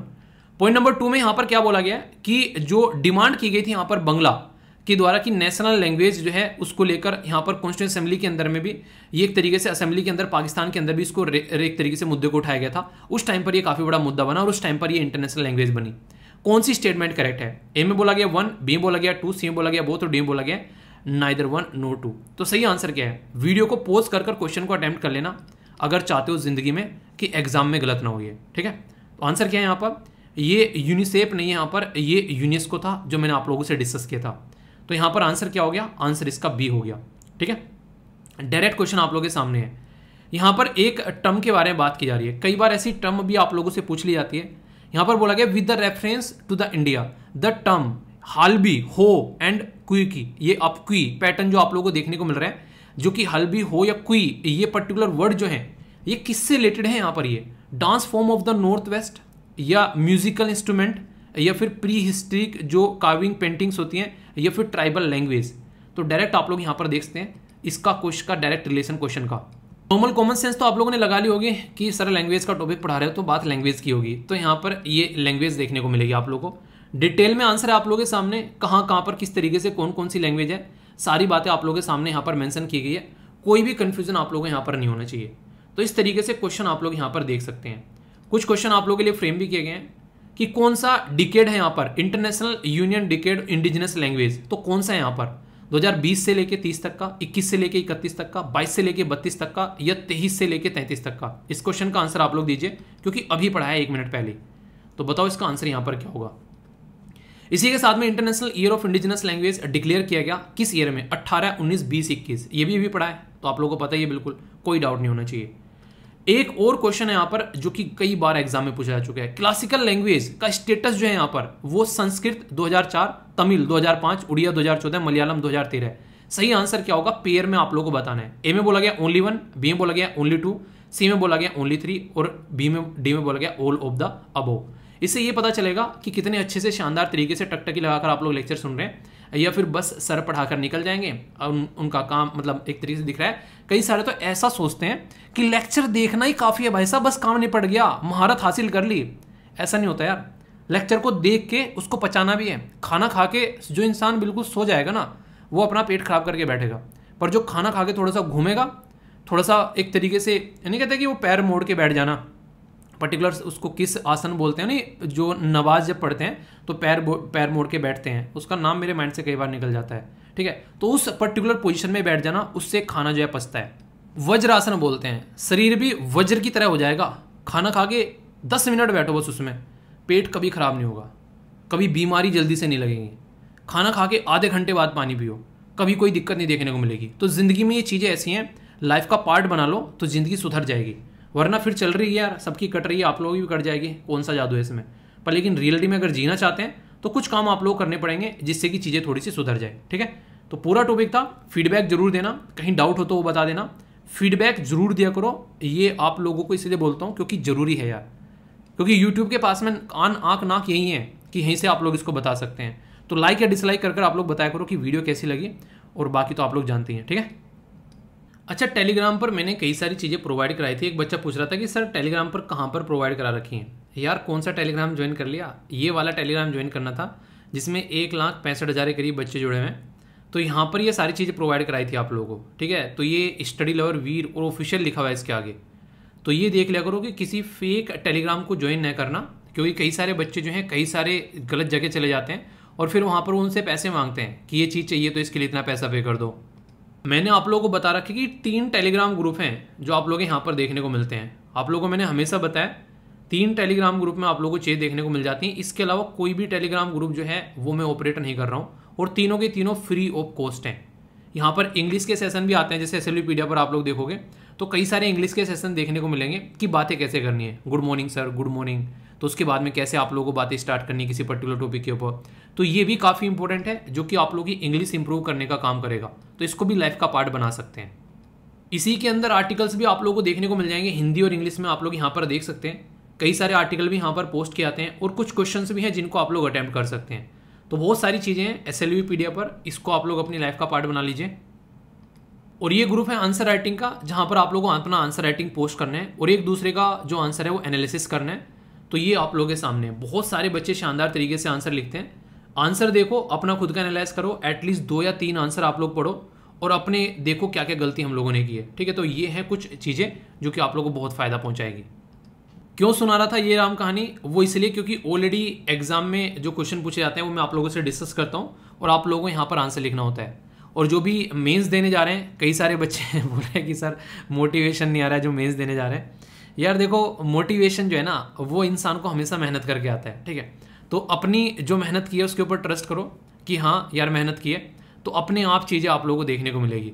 बहुत सारे बच्चे होते हैं जब प्रीलिम्स निकलता है दुनिया भर के मैसेज आते हैं। ठीक है, मेंस निकलता है फिर बहुत कम आते हैं और आगे आगे चलकर तो फिर जो है मैसेज करना भूल ही जाते हैं। ठीक है चलिए, वो तो जो भी है आप लोगों का अच्छे से सिलेक्शन लीजिए, एंजॉय कीजिए और ज़िंदगी को सही डायरेक्शन में लेकर चले, सोसाइटी में कंट्रीब्यूशन कीजिए। पर लेकिन फिलहाल का टाइम जो होता है वो सबसे टफ होता है और यहाँ पे आप लोगों को सबसे ज़्यादा जरूरत होती है आत्मविश्वास की। तो अपने ऊपर विश्वास रखो यार, ज़िंदगी में सही पोजीशन पर हमेशा पहुंचोगे अगर अपना विश्वास डगमगाने नहीं दोगे। ट्रस्ट रखो कि जो पढ़ा है वो शानदार तरीके से पढ़ा है। ठीक है, इतनी सी बात आप लोग ध्यान रखिए। Discuss the various issue in the Indian higher education system and suggest some measures to improve it. तो भारतीय उच्च शिक्षा प्रणाली में जो विभिन्न मुद्दे हैं उस पर चर्चा करनी है और सुधारने के लिए उपाय आप लोगों को यहाँ पर बताने। क्यों डिस्कस कर रहा हूँ यहाँ पर, ये इसलिए डिस्कस कर रहा हूँ कि जो नेक्स्ट टॉपिक है वो एजुकेशन से रिलेटेड देखने को मिलेगा। मैक्सिमम सारे एजुकेशन के टॉपिक हैं। आज का जो टॉपिक आप लोग बोल सकते हो डिस्कशन, उसमें ऐसा लग रहा है कि एक तरीके से एजुकेशन ओरिएंटेड डिस्कशन यहाँ पर चल रहा है। ठीक है चलिए, जो भी है एक जगह इकट्ठे हो जाएंगे तो आप लोगों को फायदा भी रहेगा। इस पर्टिकुलर जो वीडियो को आप लोग अलग से रख सकते हैं ताकि कोई दिक्कत नहीं देखने को मिले। अब इंपॉर्टेंट मुद्दा के यहाँ पर बोला जा रहा है कि नेशनल इंपॉर्टेंस स्टेटस NCERT को जो नहीं मिला, ठीक है, तो अभी यहाँ पर वो चाह रही है कि डीम्ड यूनिवर्सिटी का स्टेटस मिल जाए। NCERT, ये क्या है NCERT? बोला है ना आप लोगों की NCERT की किताब पढ़ी है, तो ये भी यही NCERT है। इस NCERT का काम क्या होता है? इस NCERT का मेन काम होता है कि एक फाउंडेशन एजुकेशन का कंटेंट तैयार करना। अगर सेंट्रल स्टेट गवर्नमेंट जो है वो कुछ पूछना चाहती है तो उसको यहाँ पर चीज़ें सजेस्ट करना। NCERT की फुल फॉर्म क्या होती है बाय द वे? NCERT पढ़ते हो, फुल फॉर्म पता है? नीचे फुल फॉर्म लिखो, देखता हूँ कौन कौन बता सकता है, फिर मैं तो बता ही दूंगा जब आप लोगों से आगे बढ़ूंगा। ठीक है, NCERT यहाँ पर national council of education research and training. तो एजुकेशनल जो रिसर्च है और ट्रेनिंग प्रोवाइड कराई जाती है हमारी कंट्री में, तो काफ़ी इंपॉर्टेंट है यहाँ पर ये। तो ये कह रहे हैं मुझे एक डीम्ड यूनिवर्सिटी बना दो। अब डीम्ड यूनिवर्सिटी तुमको बना तो दे, पर लेकिन डीम्ड यूनिवर्सिटी होती क्या है पहले आप लोग ये समझ लो, और डीम्ड यूनिवर्सिटी जो है वो किसके तहत यहाँ पर चीज़ें निकल कर आती है वो समझ लो। पर लेकिन डीम्ड यूनिवर्सिटी बनाया किसको जा रहा है? NCERT को। तो क्यों ना पहले NCERT को ही समझ लो। ठीक है, तो NCERT है क्या? बेसिकली नेशनल काउंसिल, एक तरीके काउंसिल है जो कि एजुकेशन के बारे में, रिसर्च और ट्रेनिंग के बारे में बातें करती है। ये ऑटोनोमस है, यानी कि अपनी ज़िंदगी इंजॉय करती है, कोई ज़्यादा इसके ऊपर प्रेशर नहीं रहता। 1961 में बनाई गई थी, चाइना के साथ में लड़ाई हो रही थी, तो उस टाइम पर उससे थोड़े से पहले हम लोगों ने अपनी NCERT डेवलप कर ली थी। ठीक है, तो सबसे इंटरेस्टिंग चीज़ क्या है यहाँ पर, जो कई बार स्टेटमेंट भी अगर दे दे तो आप लोग कन्फ्यूजन में आ जाओ। ये सेंटर और स्टेट गवर्नमेंट दोनों के लिए पॉलिसी फॉर्मेशन का काम करती है जब क्वालिटी ऑफ एजुकेशन की बात करें। यानी कि अगर हम लोग को एजुकेशन सिस्टम इंप्रूव करना है तो सेंटर और स्टेट गवर्नमेंट दोनों के साथ में मिलकर यहाँ पर ये काम करती नजर आएगी। एग्जीक्यूटिव कमेटी जो है इसकी, वो हायर डिसीजन मेकिंग बॉडी है NCERT की, और इसको जो हेड करते हैं वो एजुकेशन मिनिस्टर के द्वारा हेड की जाती है। ये क्वेश्चन अभी रिसेंटली एक स्टेट PCS में पूछा गया। देखिए, UPSC और स्टेट PCS की तैयारी जो है वो अलग नहीं है। UPSC में जितने भी एग्जाम होते हैं, NDA, CDS या फिर IAS या फिर IFS या फिर इंडियन इंजीनियरिंग सर्विसेज, जहाँ पर जनरल स्टडी पूछी जाती है, ये सारे एग्जाम या फिर APFC या फिर आप लोग आगे जो भी एग्जाम देंगे, या फिर स्टेट के अंदर में जो एग्जाम आते हैं जहाँ पर करंट अफेयर पूछे जाते हैं, अब NCERT पूछ ली वहाँ पर। ठीक है, आप लोग ये बोलोगे कि नहीं यार ये तो UPSC का क्वेश्चन है, इसको कौन हेड करता है? Chief minister. इसको कौन हेड करता है? Education minister. इसको कौन हेड करता है? Prime minister. स्टेटमेंट दे देगा वहाँ पर जरा सी देर में। तो कंटेंट देखो, कंटेंट की क्वालिटी क्या है और उसकी प्रैक्टिस करो। एग्जाम क्लियर करना है आप लोगों को। अगर आप लोग इस लेवल का कंटेंट तैयार करके एग्जाम में जा रहे हो, ये सारी PPT ये सारी PDF आप लोगों को टेलीग्राम पर प्रोवाइड करा देता हूँ, जाकर इसको डाउनलोड कर लिया करो और इसको रिवीजन के लिए अपने पास में रख लिया करो। इसके जो पूरा टॉपिक कवर करने के बाद में जो एंड में क्वेश्चन होते हैं उनको प्रैक्टिस किया करो। ठीक है, कभी भी आप लोग चीज़ें जो है भूलोगे नहीं, इस तरीके तैयार किया जाता है। तो एजुकेशन मिनिस्टर यहाँ पर हेड करता है। ऑब्जेक्टिव यही होता है कि कैसे हम लोग अपनी एजुकेशन सिस्टम को अच्छे लेवल पर लेकर चले, तो ये यहाँ पर इसका टारगेट होता है। तो ये एनसीईआरटी जो है ये कह रही है कि भाई तुमने ना यार मेरा जीना हराम कर दिया, तुम कह तो रहे थे कि मुझे एक नेशनल इंपॉर्टेंस का दर्जा दोगे, यानी कहते हैं कि इज्जत दोगे नेशनल लेवल पर, तब तुमने यार इज्जत तो वो दी नहीं, तुम मुझे ऐसा करो डीम्ड यूनिवर्सिटी बना दो। तो डीम्ड यूनिवर्सिटी जो है जो यूजीसी के अंदर बनाई जाती है, तो उसके लिए कुछ प्रॉपर क्राइटेरिया होता है। वो क्राइटेरिया क्या है अगर मैं आप लोगों से बताऊं, सबसे पहले तो यहाँ पर याद रखिएगा, जब वेबसाइट पर जाओगे आप लोग, ministry of human resource and development, ये क्या हो गया, ये कहाँ से आ गया, इसको एजुकेशन मिनिस्ट्री कहते हैं आज की डेट में। इसका नाम चेंज किया गया अभी मतलब 1 साल में किया गया, अभी मतलब 1 साल मतलब किसी साल में किया गया, 1 साल मतलब गलत, किसी साल में किया गया। और वो कौन से साल में किया गया ये आप लोगों को बताना है। इससे पहले भी चेंज किया गया था यहाँ पर, अब फिर से चेंज किया गया है। तो दोनों टाइम में प्राइम मिनिस्टर कौन है ये बताना है। अब की बार तो पता ही होगा पहले प्राइम मिनिस्टर कौन थे जब चेंज किया गया था। तो यहाँ पर सेंट्रल जो गवर्नमेंट है उसको एडवाइस करता है यूजीसी, यानी कि यूनिवर्सिटी ग्रांट कमीशन, कि भाई साहब आप लोग इस यूनिवर्सिटी को डीम्ड यूनिवर्सिटी बना सकते हैं, पर लेकिन किसको बनाया जाएगा, कोई भी ऐसा हायर एजुकेशन का इंस्टीट्यूशन, यानी कि जो 12वीं के बाद पढ़ाता हो, उसको ऐसे अगर वो काम कर रहा हो एजुकेशन के फील्ड में, एक अच्छा स्टैंडर्ड बना के रख रहा हो, वो बिल्कुल वो स्टैंडर्ड फॉलो कर रहा हो जो एक यूनिवर्सिटी फॉलो करती है, तो उसको डीम्ड टू बी यूनिवर्सिटी बोला जा सकता है। ये काफी इंपॉर्टेंट है। आप लोगों ने कई बार सुना होगा ना, डीम्ड यूनिवर्सिटी बना दो, ये शब्द आप लोगों ने कई बार सुना होगा। आप लोगों ने कई बार कई सारे लोगों के मुंह से सुना होगा यार वो डीम्ड यूनिवर्सिटी में पढ़ रहा है, ठीक है। पर लेकिन अगर बात करें जो जो यहाँ पर ये पर्टिकुलर जो एक तरीके से जो यहाँ पर DEEM, अगर इसको जाकर आप लोग सर्च करोगे तो उसका मतलब है समझना, यानी कि समझो कि एक यूनिवर्सिटी है, तो उसके नाम में ही उसका मीनिंग छुपा हुआ है। ये कंप्लीट यूनिवर्सिटी नहीं है, उसको यूनिवर्सिटी की तरीके से समझ लो। तो डीम का मतलब होता है समझना, यानी कि विचार करना, यानी कि मान लेना कि मान लो ये यूनिवर्सिटी है, डीम्ड यूनिवर्सिटी है, ये वो पैटर्न फॉलो कर रही है। और जैसे यहाँ पर ये प्रोविजन आता है तो इसको सपोर्ट मिलना स्टार्ट हो जाती है। फिर यहाँ से institution deemed to be university enjoy the academic status और प्रिविलेज एज ए यूनिवर्सिटी, तो उसको कई तरीके के सपोर्ट मिलने स्टार्ट हो जाते हैं। तो इसलिए यहाँ पर एनसीईआरटी कह रही है कि भाई साहब हमको भी आप लोग डीम्ड यूनिवर्सिटी मान लो कि हम लोग हैं। तो ये बातें हैं यहाँ पर लिखने के लिए आ जाए तो why did NCERT apply for the deemed university tag, क्यों अप्लाई किया इसने, क्या जरूरत पड़ गई थी यार, इसके बिना रहा नहीं जा रहा क्या, ठीक है। उन्हें है और राजपाल यादव का डायलॉग सुना, क्या बात है रहा नहीं जा रहा है तो वो वाली बातें यहाँ पर। तो यहाँ पर लैक ऑफ गवर्नमेंट डिसीजन आप लोगों को देखने को मिलेंगे कई बार, जिसकी वजह से दिक्कत आती है। तो प्रपोजल निकल कर आता है नेशनल इंपॉर्टेंस का, जो कि होल्ड पर डाल दिया।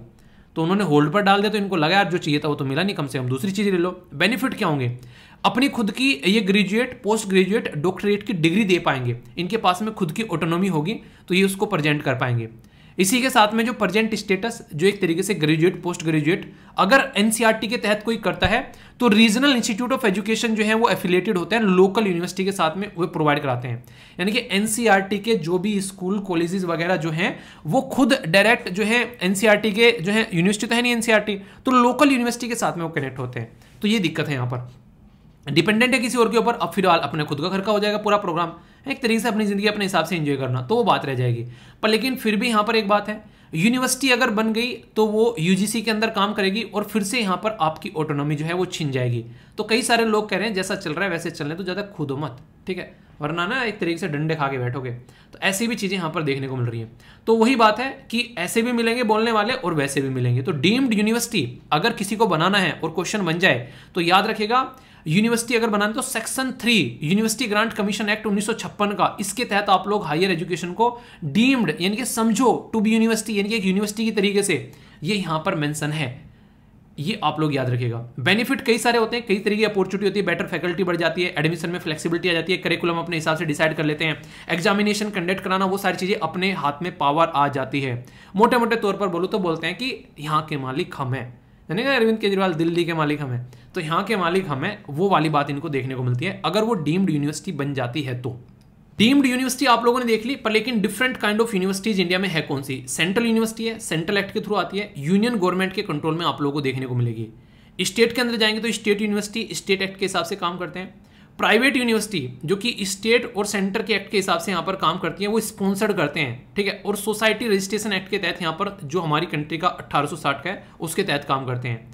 इंस्टीट्यूट ऑफ नेशनल इंपॉर्टेंस जैसे कि IIT हो गया, NIT हो गया, एम्स हो गए, ये देश की जो इंपॉर्टेंस यानी कि महत्वता को बढ़ाते हैं आप लोगों ने देखा होगा हमारे देश के बहुत सारे बच्चे जहाँ पढ़ लिख कर बाहर जाते हैं तो ये देश की इंपॉर्टेंस बढ़ा रहे हैं, तो इसको नेशनल इंपॉर्टेंस इंस्टीट्यूट बोलते हैं। इंस्टीट्यूट अंडर स्टेट लेजिस्लेटिव, जो लेजिस्लेचर एक्ट की अगर आप लोग बात करो तो ये भी काफ़ी इंपॉर्टेंट है यहाँ पर, जो कि स्टेट के द्वारा यहाँ पर अपने खुद से कानून बनाकर स्टेब्लिश किए गए, ठीक है, या इनकॉर्पोरेट किए गए, तो ये यहाँ पर आते हैं। तो काफ़ी बेसिक सी चीज़ें हैं यार, पता होना चाहिए, कल को क्वेश्चन बने तो कन्फ्यूज आना नहीं है। अभी का तो क्वेश्चन नहीं है, पर अगर एजुकेशन के बारे में, प्रीलिम्स के बारे में पूछे तो आप लोगों से ऑलरेडी क्वेश्चन पूछा जा चुका है यहाँ पर 2018 में, और यहाँ पर वुड डिस्पैच के बारे में पूछा गया। वुड डिस्पैच क्या है यहाँ पर, ये इसमें 3 स्टेटमेंट दी गई, बड़ी ही आसान सी। ग्रांट इन एड सिस्टम जो है वो इंट्रोड्यूस किया गया, इसके थ्रू ये बोला गया कि पैसे का अनुदान प्रोवाइड कराना, ये इस्टेब्लिश की जाएंगी यूनिवर्सिटी, इसके द्वारा रिकमेंड किया कि भाई साहब यूनिवर्सिटी बना दो, देश के अंदर में विश्वविद्यालय बना दो। English as a medium of instruction at all the level of education were recommended. UPSC जब आप लोगों के लिए क्वेश्चन बनाती है ना, वो आप लोगों को कॉमन सेंस के लिए स्पेस छोड़ देती है कि इतनी कॉमन सेंस तो इंसान में होगी कितना सोच सके। आप लोग समझ रहे हैं, जिस देश के अंदर में अभी प्रॉपर पूरे तरीके से कंट्रोल भी उन्होंने नहीं किया है, पूरे देश के अंदर में हर एक लेवल पर इंग्लिश को कंपलसरी कर सकते हैं क्या वो लोग? ऐसा पॉसिबल है? इतने सारे इंग्लिश के टीचर हैं उनके पास में कि वो सब जगह इंग्लिश को कंपलसरी कर देंगे? तो ये ऐसी स्टेटमेंट अगर आप लोग पकड़ लोगे तो आप लोगों को ऊपर का पता भी नहीं है ना, तो नहीं पता है भाई साहब, ऊपर का नहीं पता है तो कोई दिक्कत नहीं है। तीसरा पता है ना, कॉमन सेंस से गलत हो गया है, तो आंसर ए हो गया। ये चीज़ें आप लोगों को देखने को मिलती है, खासकर ये चीज़ें आप लोगों को यूपीएससी के क्वेश्चन में ही देखने को मिलेगी बस। तो इसलिए कहता हूँ कि पुराने क्वेश्चन पेपर जरूर प्रैक्टिस करो, खासकर जो आप लोगों को मैं प्रैक्टिस करवा रहा हूँ उनको ध्यान से आप लोग सुनो। इसके बारे में बहुत सारी बैकग्राउंड इन्फॉर्मेशन आप लोगों को स्लाइड में मिल जाती है, तो पीपीटी जरूर डाउनलोड कर लिया करो। तो पूरा एक्सप्लेनेशन इसका प्रोवाइड करा दिया स्लाइड में, उसको आप लोग देख लेना, ठीक है। आगे चलते हैं। एनसीईआरटी तो ऑटोनोमस है 1961 के हिसाब से अगर बात करें। एग्जीक्यूटिव कमिटी जो हाईएस्ट डिसीजन मेकिंग बॉडी है एनसीईआरटी की, चेयर की जाती है यूजीसी चेयरमैन के द्वारा। अभी क्या पढ़ा है थोड़ी देर पहले, आंसर दो। अब क्या स्टेटमेंट है यहाँ पर? Only one, only two, both, या फिर यहाँ पर नन ऑफ द अबो? बताओ क्या है, आंसर दो। दे लिया आंसर? मैक्सिमम लोगों ने गलत आंसर दिया होगा। क्यों? अरे सर सही तो आंसर दिया है, तुमने तो सही दिया पर लेकिन मैंने तो इनकरेक्ट पूछा है। ये होता है एग्जाम में आप लोगों के साथ में, तो इनकरेक्ट को ध्यान से देना है। और यहाँ पर अभी क्या बताया, कौन चेयर करेगा इसको? यूजीसी के चेयरमैन बताया कि यहाँ पर कि चेयर कौन करेगा? एजुकेशन मिनिस्टर चेयर करेगा, अभी तो बताया थोड़ी देर पहले। तो स्टेटमेंट सेकंड गलत हो गई यहाँ पर, समझ रहे हैं? तो सेकंड ही और गलती पूछा है, आंसर क्या हो गया? ऐसे आंसर आप लोगों से पूछे जाते हैं, ठीक है। तो टॉपिक को ऐसे तैयार करके जाओ कि एग्जाम में लगे कि पढ़ कर आए हो। और बाकी एजुकेशन के बारे में क्या लिख सकते हो, हायर एजुकेशन के बारे में जो भी आप लोग लिख सकते हो, जो आज तक पढ़ा है, टेक्नोलॉजी का यूज़ करना, किस तरीके से अपनी कंट्री में जो चीज़ें बढ़ा के लेके चलनी है, एजुकेशन के बारे में नेशनल एजुकेशन पॉलिसी को मेंशन आप लोग कर सकते हो, ठीक है। तो बहुत सारे पॉइंट्स है, दुनिया भर के टॉपिक्स आप लोगों ने सुने। और अब तक अभी मैंने कुछ आप लोगों को जो भी आर्टिकल पढ़ाए वो आप लोग इंक्लूड कर एक बेहतरीन सा आंसर लिख सकते हो। अगर खुद से नहीं लिखा जा रहा है, जो लिख चुके हैं पहले उनका पढ़ लो, उसके बाद में अपना आंसर दे दो। कोई माँ के पेट से सीख के नहीं आता, मैं बार बार आप लोगों को ये बात बोलता हूँ। ये आप लोगों को यहीं से ही काम करना है और इम्प्लीमेंट करना है, ओके। नीति आयोग का नाम सुना है आप लोगों ने? नीति आयोग की फुल फॉर्म क्या होती है? अच्छा आप लोग ये बताओ। ये क्वेश्चन एग्जाम में पूछा गया आप लोगों के लिए, क्वेश्चन नंबर 1। क्वेश्चन नंबर 2 आप लोगों से क्या पूछा गया? क्वेश्चन नंबर 2 ये पूछा गया, नीति आयोग किसको रिप्लेस कर आया? ये यूपीएससी क्वेश्चन बता रहा हूँ मैं आप लोगों को, अलग अलग एग्जाम में पूछेंगे ये, आप लोगों को यकीन नहीं होगा, ऐसे ऐसे क्वेश्चन भी आप लोगों से पूछे जाते हैं। तो बताओ क्या है नीति आयोग की फुल फॉर्म, और कब यहाँ पर ये रिप्लेस कर नई बॉडी बनाई गई है? अभी न्यूज़ में क्या है, स्टेट कह रहा है कि भाई साहब सेंट्रल गवर्नमेंट तुमने अपना तो नीति आयोग बना लिया कि हमारे पास में नीति आयोग है, पर लेकिन क्या स्टेट के अंदर कोई नीति आयोग जैसी चीज़ नहीं होनी चाहिए? क्या आप लोगों को शर्म नहीं आती या हमारे ऊपर रहम नहीं आता कि हमारे पास भी कोई ऐसी बॉडी होनी चाहिए? या फिर तुमको ज़िंदगी के मज़े अपने आप ही लेने हैं, हमको वो मज़े नहीं दिलाने हैं? तो ये बातें यहाँ पर चल रही थी। सेंटर ने बोला यार बोल तो सही रहे हो, पसंद आई तुम्हारी बात, अब तुमको भी यहाँ पर नीति आयोग जैसी बॉडी देखने को मिलेगी। तो उसी के बारे में यहाँ पर ये पूरा आर्टिकल है, ऑलरेडी क्वेश्चन ही बन चुके हैं। तो क्वेश्चन भी यहाँ पर बात करूँगा और बहुत सारी बेसिक चीज़ें भी आप लोगों को बताऊँगा जिससे आप लोग यहाँ पर समझ पाओगे। तो टॉपिक बहुत इंटरेस्टिंग रहने वाला है यहाँ पर, अच्छे से आप लोग सुनिएगा, कोई भी कन्फ्यूजन इसको लेकर आप लोगों को नहीं होना चाहिए, ठीक है। तो सबसे पहले अगर बात करें यहाँ पर स्टेट जो है वो यहाँ पर इसके बारे में क्यों बात कर रहे हैं कि हमारे पास भी यार कुछ ऐसा होना चाहिए, ठीक है। क्योंकि स्टेटों को ये लगता है कि हम भी ऐसी बॉडी बनाकर रखेंगे तो प्रॉपर प्लानिंग यहाँ पर हमारे पास में हो पाएगी, ठीक है। नाम क्या है? National institute for transforming India. तो अगर national institute of transforming India बन सकता है तो ऐसा भी तो बना सकते हैं कि state institute of for transforming India, यानी कि स्टेट के अंदर भी ऐसा इंस्टीट्यूट है जो कि इंडिया में ट्रांसफॉर्मेशन लेकर आ रहा है। क्या आइडिया कैसा लगा आप लोगों को? होना चाहिए येस या फिर नो, ये आप लोग बताइए। अभी बात करते हैं गवर्नेंस की, बात की जा रही है यहाँ पर। और आप लोगों को पता है हमारा देश जो है वो 1947 में आज़ाद हुआ था। तो अगर बात करें जब हम लोग 2047 में यहाँ पर बैठे होंगे तो देश की 100वीं सालगिरह हम लोग सेलिब्रेट कर रहे होंगे, ठीक है। और बहुत सारे अभी हम लोग 22 में बैठे हुए हैं, बहुत सारे तो हो सकता है कि आज की डेट में, खैर हमारी तो इतनी एज नहीं है, जो आज की डेट में ये काम करने के लिए सोच रहे हैं उनमें से बहुत सारे होना, ठीक है। ऐसी भी चीज़ें आप लोगों को देखने को मिलेगी। तो यानी कि आगे की चीज़ें सोचकर चल रहे हैं कि कम से कम अभी जो चीज़ें चेंज हुई आगे आने वाले टाइम में वो चीज़ें चेंज हो जाएं। एक विजन लेकर चल रहे हैं कि डेवलप कंट्री, यानी कि एक हम लोग को अपना देश जो आने वाले टाइम में एक उन्नत देश हम लोगों को बनाना है। उन्नत देश मतलब एक तरीके से एक डेवलप कंट्री हम लोग को डेवलप करनी है ताकि हर एक लोग जो है अपनी ज़िंदगी को अच्छे से एंजॉय कर सकें। तो उसी के चलते सिस्टम लाने की बात की जा रही है। इतना समझ में आ गया यहाँ पर। अभी कुछ बेसिक चीज़ें भी मैं आप लोगों को बताता हुआ चलूंगा जिससे कि आप लोगों के माइंड में जो कन्फ्यूजन है वो दूर होते चले जाएंगे। सबसे पहले तो जब नीति आयोग के बारे में कोई बोले आप लोगों से कि आप लोगों को 2 शब्दों में नीति आयोग बताना है कि क्या है, नीति आयोग को एक्सप्लेन कर दो 2 शब्दों में, ठीक है। तो आप लोग बोलोगे बॉटम अप अप्रोच, काम खत्म। जैसे नहीं सुभाष चंद्र बोस जी से पूछा गया कि क्या है ये, इसके बारे में ऐसे लिखना है, तो वो एक सेंटेंस लिख दिया कि फूट डालो शासन करो, ऐसे खत्म, कहानी खत्म, टाटा बाय बाय। तो बॉटम अप अप्रोच यानी कि जैसे ये पूरी वीडियो जब मैंने बनाई तो मैंने आप लोगों से पूछा कि इसमें क्या क्या चेंजेस आप लोगों को चाह करने हैं। कई सारे बच्चों ने बोला कि सर इस तरीके से चेंज कर दो, तो इसमें क्वेश्चंस डाले गए। इवन आप लोगों के लिए सी सेट का भी क्वेश्चन डाला गया। जो सी सेट का क्वेश्चन अभी आप लोगों को दिखाऊंगा तो वो रेगुलरली आप लोगों को अटेम्प्ट करना है। ये क्वेश्चन जो होते हैं वो इसलिए डाले जाते हैं ताकि आप लोग जो है एक अच्छी प्रैक्टिस कर सको।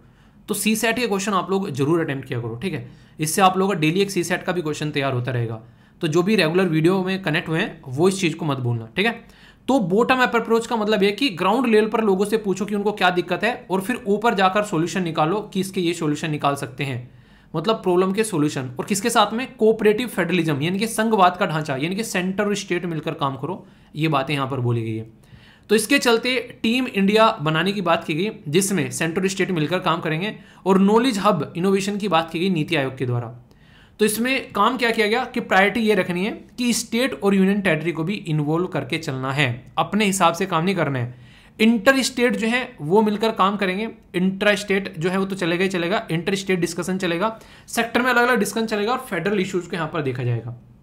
तो ये बहुत सारे मुद्दे निकल कर आए।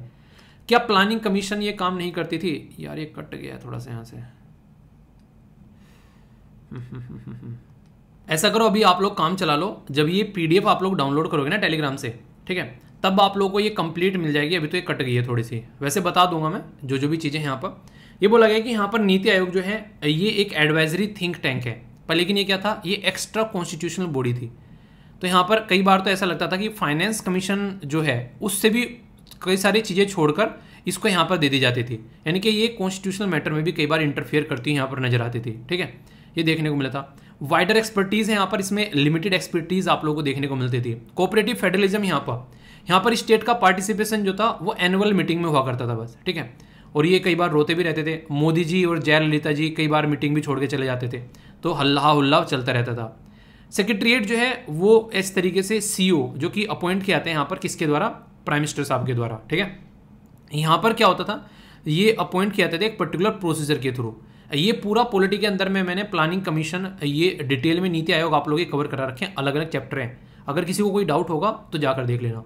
बॉटम अप अप्रोच यानी कि नीचे से पूछते हैं लोगों से और ऊपर तक चलते हैं, टॉप पे बैठ के पॉलिसी बना दी और नीचे आके इंप्लीमेंट कर दिया, ये गलत चीज़ यहाँ पर देखने को मिलती थी, ठीक है।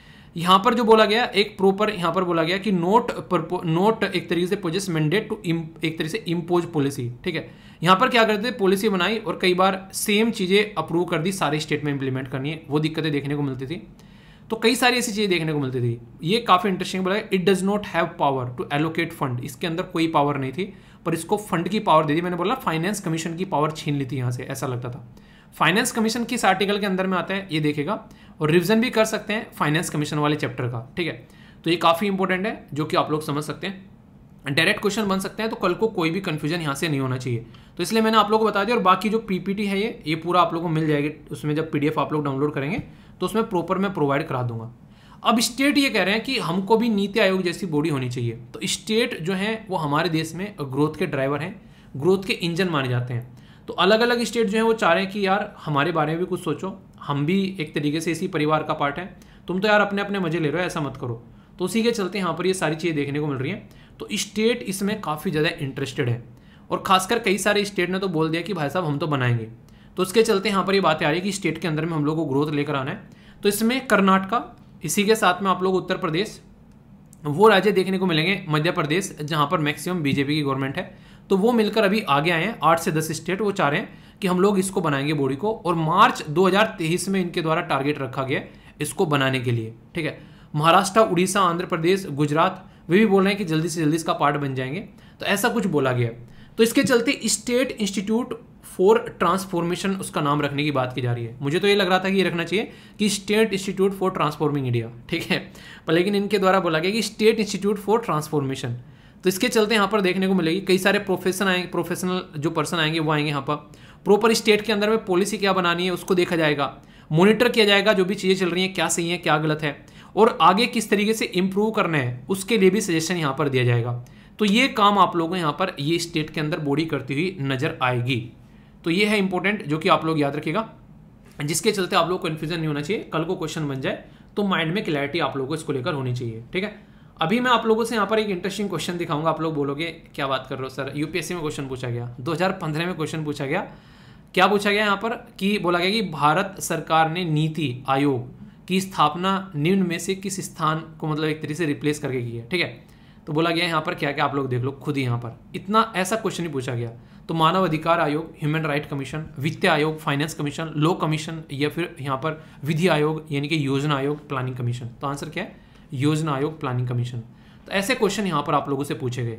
एक और क्वेश्चन 2019 में पूछा गया, नीति आयोग मैंने अभी बताया नीति बनाने का काम करती है। तो यहाँ पर क्वेश्चन आप लोगों से पूछा गया कि अटल इनोवेशन मिशन जो है वो किसके अंदर में सेटअप किया गया है। तो डायरेक्ट क्वेश्चन यहाँ पर आप लोगों से पूछा गया नीति आयोग।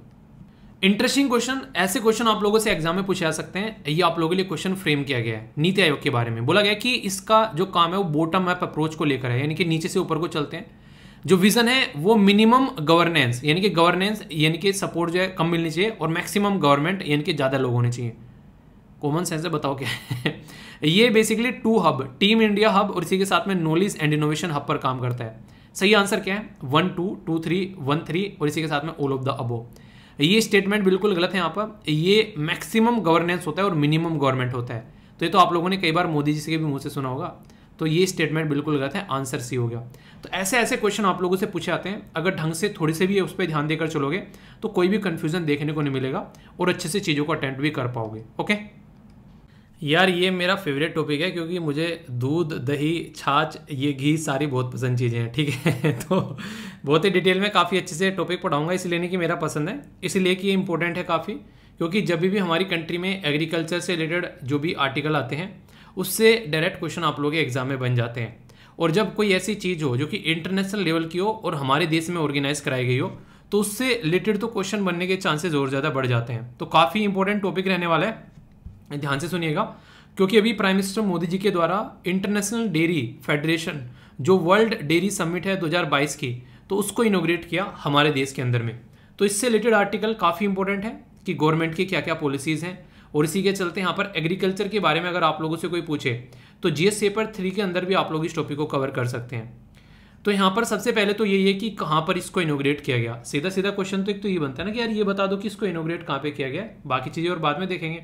तो याद रखिएगा यहाँ पर इसको ये प्राइम मिनिस्टर मोदी साहब के द्वारा इनोग्रेट किया गया यहाँ पर, जो कहाँ पर, ग्रेटर नोएडा के अंदर में। ठीक है, और है क्या यहाँ पर ये international dairy federation world dairy summit जो कि यहाँ पर IDF WDS 2022 ये यहाँ पर इनोग्रेट किया गया। तो इंपॉर्टेंट चीज़ यहाँ पर क्या बनती है, इंपॉर्टेंट चीज़ यहाँ पर ये बनती है कि अच्छा ये इनोग्रेट तो किया गया पर लेकिन इसके पीछे का पर्पज़ क्या था, थीम क्या थी इसके पीछे की, और इस पर्टिकुलर एरिया में हमारा देश कहाँ पर स्टैंड कर रहा है वो भी देखना जरूरी रह जाता है। क्योंकि किसी चीज़ के बारे में अगर पढ़ो इंटरनेशनल लेवल पर, सबसे पहले ये जरूर पढ़ो कि हमारा देश कहाँ पर स्टैंड करता है, तभी आप लोगों को उसका पूरा पर्पज़ समझ में आएगा। तो सबसे इंटरेस्टिंग चीज़ तो ये है कि अगर मिल्क के बारे में आप लोगों से बात की जाए, दूध के बारे में, तो सबसे टॉप पर हमारा देश आप लोगों को देखने को मिलेगा। मिल्खा सिंह मूवी में नहीं, वो दूध दूध दूध दूध दूध बोलता बोलता सबसे आगे निकल जाता है। ठीक है, तो हमारा देश टॉप पर है यहाँ पर दूध के मामले में। और हमारा जो है टोटल इतना आगे है कि दूसरी कंट्री US से आसपास भी नहीं है कहीं। ठीक है, समझ सकते हैं 146 मिलियन टन USA का है 93, चाइना का है 45, पाकिस्तान का है 43। तो यहाँ से आप लोग अंदाजा लगा सकते हैं। तो ये चौथे नंबर पर आप लोगों को पाकिस्तान देखने को मिलेगा और पाकिस्तान बहुत ही ज़्यादा पीछे है। तो ये जो पर्टिकुलर मीटिंग है यहाँ पर, जो ये समिट है, ये हमारे देश में एक ग्लोबल लेवल की समिट है कि जो ऑल ओवर वर्ल्ड से लोगों के द्वारा यहाँ पर पार्टिसिपेट किया जा रहा है। पहली जो यहाँ पर बात करें, यहाँ पर जो समिट थी यहाँ पर, तो इसके बारे में अगर बात करें 1974 में देखने को मिली थी, यानी कि लगभग हाफ सेंचुरी पहले। यानी कि अभी आप लोगों को पता है हम लोगों ने अपनी आज़ादी की जो है वो 75वीं सालगिरह सेलिब्रेट कर रही है, ठीक है। तो यहाँ पर बात की जा रही है 1974 की, ओके।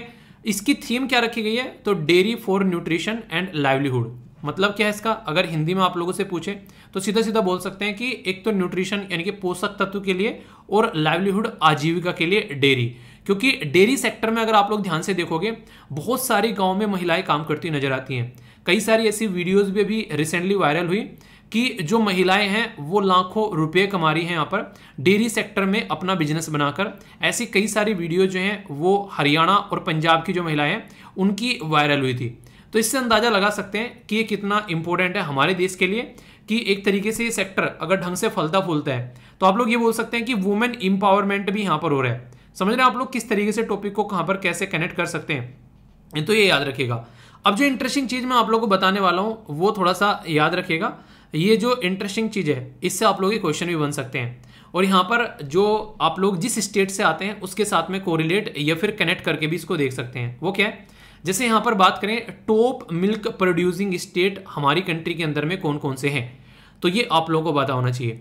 तो सबसे ज़्यादा जो मिल्क यानी कि दूध प्रोड्यूस किया जाता है वो उत्तर प्रदेश यूपी के द्वारा किया जाता है, जिसको मिनी इंडिया भी बोलते हैं। सबसे ज़्यादा पॉपुलेशन है तो सबसे ज़्यादा दूध की भी रिक्वायरमेंट पड़ेगी। तो पहले नंबर पे यहाँ पर पहला जो खिताब जाता है वो जाता है उत्तर प्रदेश को, तो congratulations to all of you. दूसरे नंबर पर है यहाँ पर राजस्थान। शानदार तरीके से आप लोगों को दूध उत्पादन देखने को मिलेगा, तो बधाई हो। मध्य प्रदेश तीसरे नंबर पर आप लोगों को भी बधाई हो, और गुजरात चौथे नंबर पर आप लोगों को भी बधाई हो। फिर आंध्र प्रदेश, पंजाब। एक बात बताऊं आप लोगों को, मुझे यकीन नहीं था, मैं सोच रहा था कि सबसे टॉप में हमारे देश में कौन होगा, तो सबसे पहले मेरे दिमाग में आया था कि पंजाब या हरियाणा होगा, ठीक है। मतलब यूपी भी था पर लेकिन ऐसा लग रहा था कि टॉप पे तो पंजाब या हरियाणा होगा, क्योंकि दूध की गिलास, लस्सी, इस तरीके से आप लोगों ने हमेशा पंजाब के नाम सुने होंगे, वो वाली बातें हैं। पर लेकिन यहाँ पर तमिलनाडु भी काफ़ी पास में है, आप लोग देखते हैं। और बिहार इतने नीचे मैं एक्सपेक्ट नहीं कर रहा था, मैंने कहा बिहार भी ऊपर होगा। और यहाँ पर ऊपर राजस्थान, उत्तर प्रदेश, इस तरीके से आप लोग इनके नाम याद रखिए कि इंक्रीजिंग या फिर डिक्रीजिंग ऑर्डर में लगाने के लिए आ जाए तो ऐसी जगह आप लोगों को मिनिमम 4 से 5 ऐसे राज्य हैं जिनके आप लोगों को नाम याद रखने होते हैं, ठीक है। एक और छोटी सी बात यहाँ पर यह है कि वर्ल्ड मिल्क डे भी सेलिब्रेट किया जाता है, यानी कि इंटरनेशनल लेवल पर भी यहाँ पर दूध की इंपॉर्टेंस जो है वो समझाने की कोशिश की जाती है। और हमेशा एक चीज़ ध्यान रखिए, अगर ज़िंदगी में आप लोग शाम को दूध पीकर सोएं तो ये आप लोगों की बॉडी के लिए बहुत ज़्यादा बेनिफिशियल होता है। और उसमें भी अगर गाय का दूध मिल जाए तो अपने आप को सौभाग्यशाली समझो, पॉइंट नंबर 1। उसमें अगर आप लोग आधा चम्मच हल्दी की डाल लो अगर ये, तो भाई साहब आप लोगों की बॉडी में बहुत सारी बीमारी जो है वो दूर रहेगी, और आप लोगों का जो इम्यून सिस्टम है वो काफ़ी ज़्यादा स्ट्रॉन्ग आप लोगों को होता हुआ नजर आएगा। ये कुछ ऐसे चीज़ें हैं हमारी सोसाइटी में, हमारी कल्चर में, जिनको बाबा दादी नाना नानी के नुस्खे आप लोग बोलते हैं, इनको लाइफ में आप लोग इंप्लीमेंट कर सकते हैं। 1 जून को डे सेलिब्रेट किया जाता है और ये स्टेब्लिश किया गया था किसके द्वारा, FAO के द्वारा। इसको बोलते हैं फूड एंड एग्रीकल्चर ऑर्गेनाइजेशन। आप लोगों को ये बताना है FAO का हेडक्वार्टर कहाँ पर है, इसके बारे में कुछ बेसिक चीज़ें आप लोगों को पता होनी चाहिए, क्योंकि यहाँ से भी आप लोगों के क्वेश्चन बन जाते हैं। थीम की अगर कोई बात करने लगे आप लोगों से तो सस्टेनेबिलिटी इन डेयरी सेक्टर, यानी कि जो डेयरी सेक्टर वो सस्टेन रहना चाहिए। ऐसा नहीं कि बर्बाद होता जा रहा है, लोग जो है काम कर ही नहीं रहे उसके अंदर में और वहाँ से कुछ प्रॉफिट भी नहीं निकल कर आ रहा है, तो ऐसा नहीं होना चाहिए। तो यहाँ पर बात की जा रही है sustainability in dairy sector as well as environment का भी ध्यान रखना है, साथ में न्यूट्रिशन यानी कि पोषक तत्वों का भी ध्यान रखना है, और सोशियो इकोनॉमी यानी कि सोसाइटी में इकोनॉमी में क्या फायदा हो रहा है वो भी ध्यान रखना है। बोला ना मैंने अभी, महिलाओं को बहुत ज्यादा फायदा यहाँ से देखने को मिलता है। आप लोगों ने देखा होगा अभी भी, अगर जैसे कि घर पे जाता हूँ तो मम्मी जो होती हैं सुबह उठती हैं और 4 साढ़े 4 बजे करीब जो है वो दूध निकाल कर ले आती हैं। तो इससे आप लोग अंदाजा लगा सकते हैं कि गाँव में ये डेली एक दिनचर्या का पार्ट है। शहरों में तो आप लोगों को लगता है, सिटीज़ में रहते हैं कि हाँ दूधिया आ गया, दूध ले लिया, बस काम खत्म हो गया। गांव में एक प्रॉपर प्रोसीजर के थ्रू होकर गुजरना पड़ता है, तब आपके हाथ में दूध लगता है, ठीक है। तो इसलिए जरूरी है इन चीज़ों के बारे में समझना। अगर इन चीज़ों को समझोगे तो जो चीज़ें आप लोगों के पास में है उनकी इज्जत भी आप लोग करोगे। थाली में खाना आ रखा है, दूध आ रखा है, वो ऐसे ही नहीं मिल जाता आप लोगों की, यहाँ बस मिल गया, ठीक है। तो बहुत सारी प्रॉब्लम झेलनी पड़ती है, तब जाकर आप लोगों तक वो चीज़ें पहुँचती है। सोचो कोई औरत सुबह को उठ रही है 4 बजे, वो दूध निकाल कर ला रही है, उस दूध को निकाल कर लेकर आया, फिर दूधिया तक वो दूध पहुंचाया गया। उस दूधिया ने वो दूध लिया, फिर वो यहाँ पर सिटीज़ में पहुंचा, सिटीज़ में फिर दूधिया जो है वो आप लोगों तक पहुंचा रहा है उस दूध को, ठीक है। तो सबसे ज़्यादा मेहनत का काम किसने किया? जो सुबह उठकर उस दूध को निकाल कर लेकर आ रही है, उस गाय भैंस का वो ध्यान रख रही है औरत, जो कि यहाँ पर उसको प्रॉपर वे में चारा खिला रही है। तो वहाँ से आप लोग इसको कनेक्ट करके देखो। तो जब आप लोग किसी चीज़ के उसमें जाओगे ना, प्रोसीजर में, तो उसकी इज्जत करने लगोगे, यार ये मेहनत कितनी कर रहा है इंसान कि यहाँ तक ये चीज़ें पहुँचाई जा रही हैं, ठीक है। तो इस तरीके से समझ सकते हैं। अभी जब मैंने एक दिन ना वीडियो जो है मॉर्निंग में, संडे के दिन, मैंने आप लोगों को पता होगा कि 6:30 बजे मैंने वो वीडियो जो है वो अपलोड कर दी, ठीक है। तो वहाँ पर एक पर्टिकुलर जो मतलब कोई जो एसएलवी फैमिली मेम्बर है वो वीडियो देखती हैं, तो उनका मेरे पास में मेल आता है, ठीक है।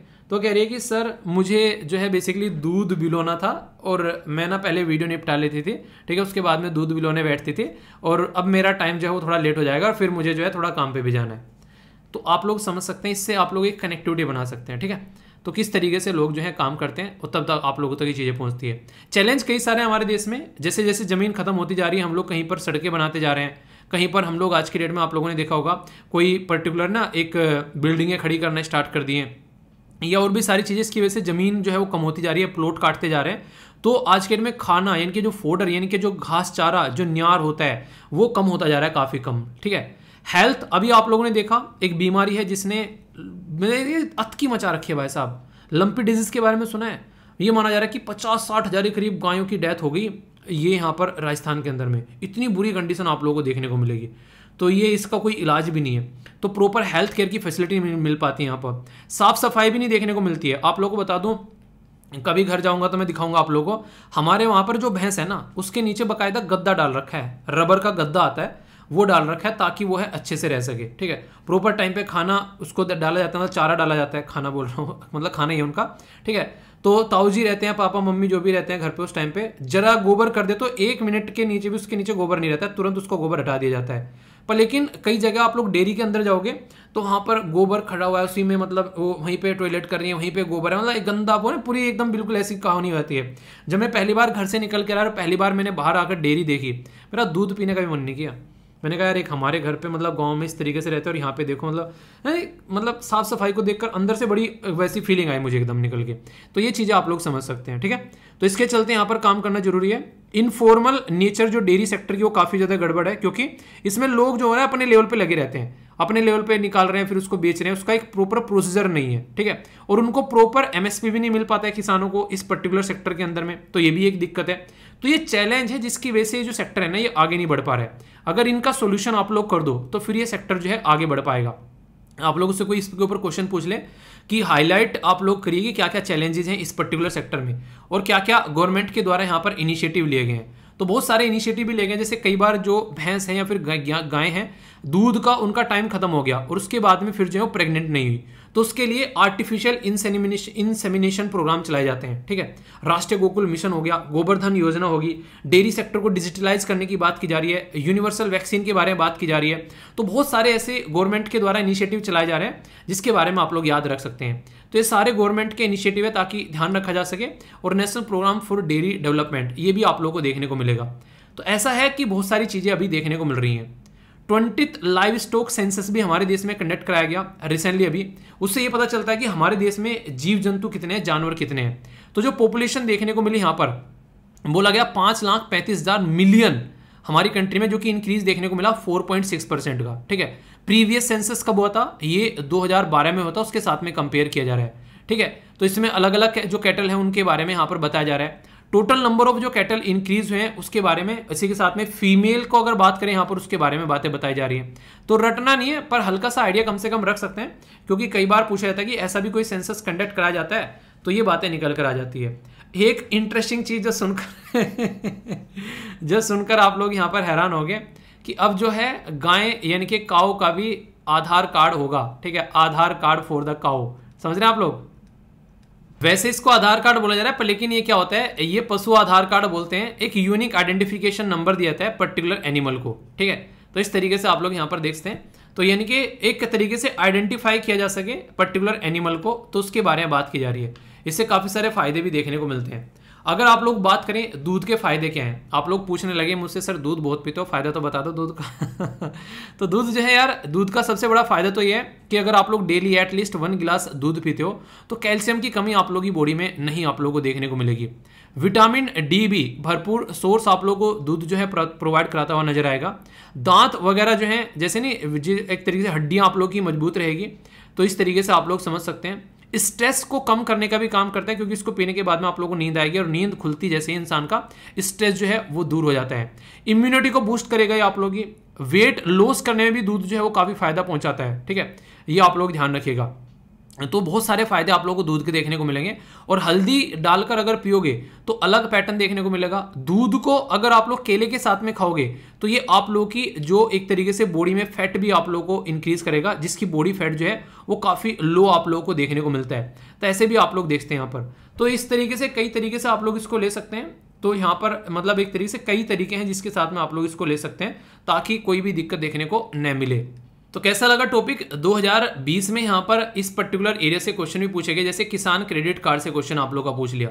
बोला जा रहा है कि यहाँ पर कौन सी स्टेटमेंट करेक्ट है। बोला गया कि working capital for maintenance of the farmer acids, यानी कि जो फार्मर के पास में जो भी एसिड्स है या फिर जो भी उसके पास में पूंजी है उसको कैसे मेंटेन रखना है, उसमें ये सपोर्ट प्रोवाइड कराएगा, ये बोला गया पहली स्टेटमेंट में।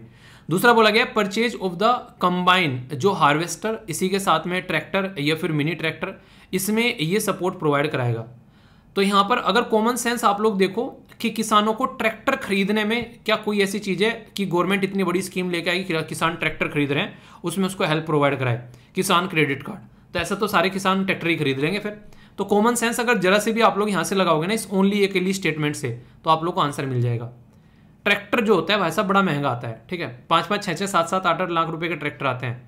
तो गवर्नमेंट इतना बेसिकली एक किसान को क्रेडिट देगी कि तुम ट्रैक्टर खरीद लो यहाँ पर, तो ये चीजें पॉसिबल नहीं है। तो इस तरीके से कॉमन सेंस से आप लोग कट कर सकते हो। नेक्स्ट यहाँ पर हो जाए construction of the family house and the setting of the village cold storage facilities, तो ये भी यहाँ पर नहीं होगी अगर इससे भी आप लोग देखना चाहते हैं। ये नॉर्मल चीजें आप लोग पोस्ट हार्वेस्टिंग जो दिक्कत आ रही है उसको पूरा कर लो, ठीक है, कि जो एक तरीके से जो छोटी छोटी रिक्वायरमेंट आप लोग उससे कंप्लीट कर लो। तो इसके लिए होता है क्रेडिट कार्ड। ऐसे थोड़ा ना कि आप क्रेडिट कार्ड लेकर जाओगे, क्रेडिट कार्ड पे आप लोग गाड़ी खरीद कर लेकर आ गए, ठीक है, कि हाँ एक मतलब एक पूरी गाड़ी लेकर आ रहे हो, वो उसके लिए अलग से आप लोग EMI का चक्कर लेना पड़ेगा। तो ये सारी चीजें तो एक छोटी छोटी आवश्यकताओं की पूर्ति करने के लिए होता है बेसिकली, ऐसा आप लोग बोल सकते हैं, ठीक है। ये क्वेश्चन का तो आंसर आप लोग दे ही दोगे कि which of the following dairy sector as a world milk day, ठीक है। तो यहाँ पर एक कौन सा यहाँ पर ऑब्जर्व किया जाता है, विच of the following day is a world milk day के तौर पर 25 मई, 1 जून, जुलाई 13, अगस्त 27। तो सही आंसर यहाँ पर क्या होगा, ABCFD। तो इसको तो आप लोग आसानी से बता सकते हैं, अभी डिस्कस किया।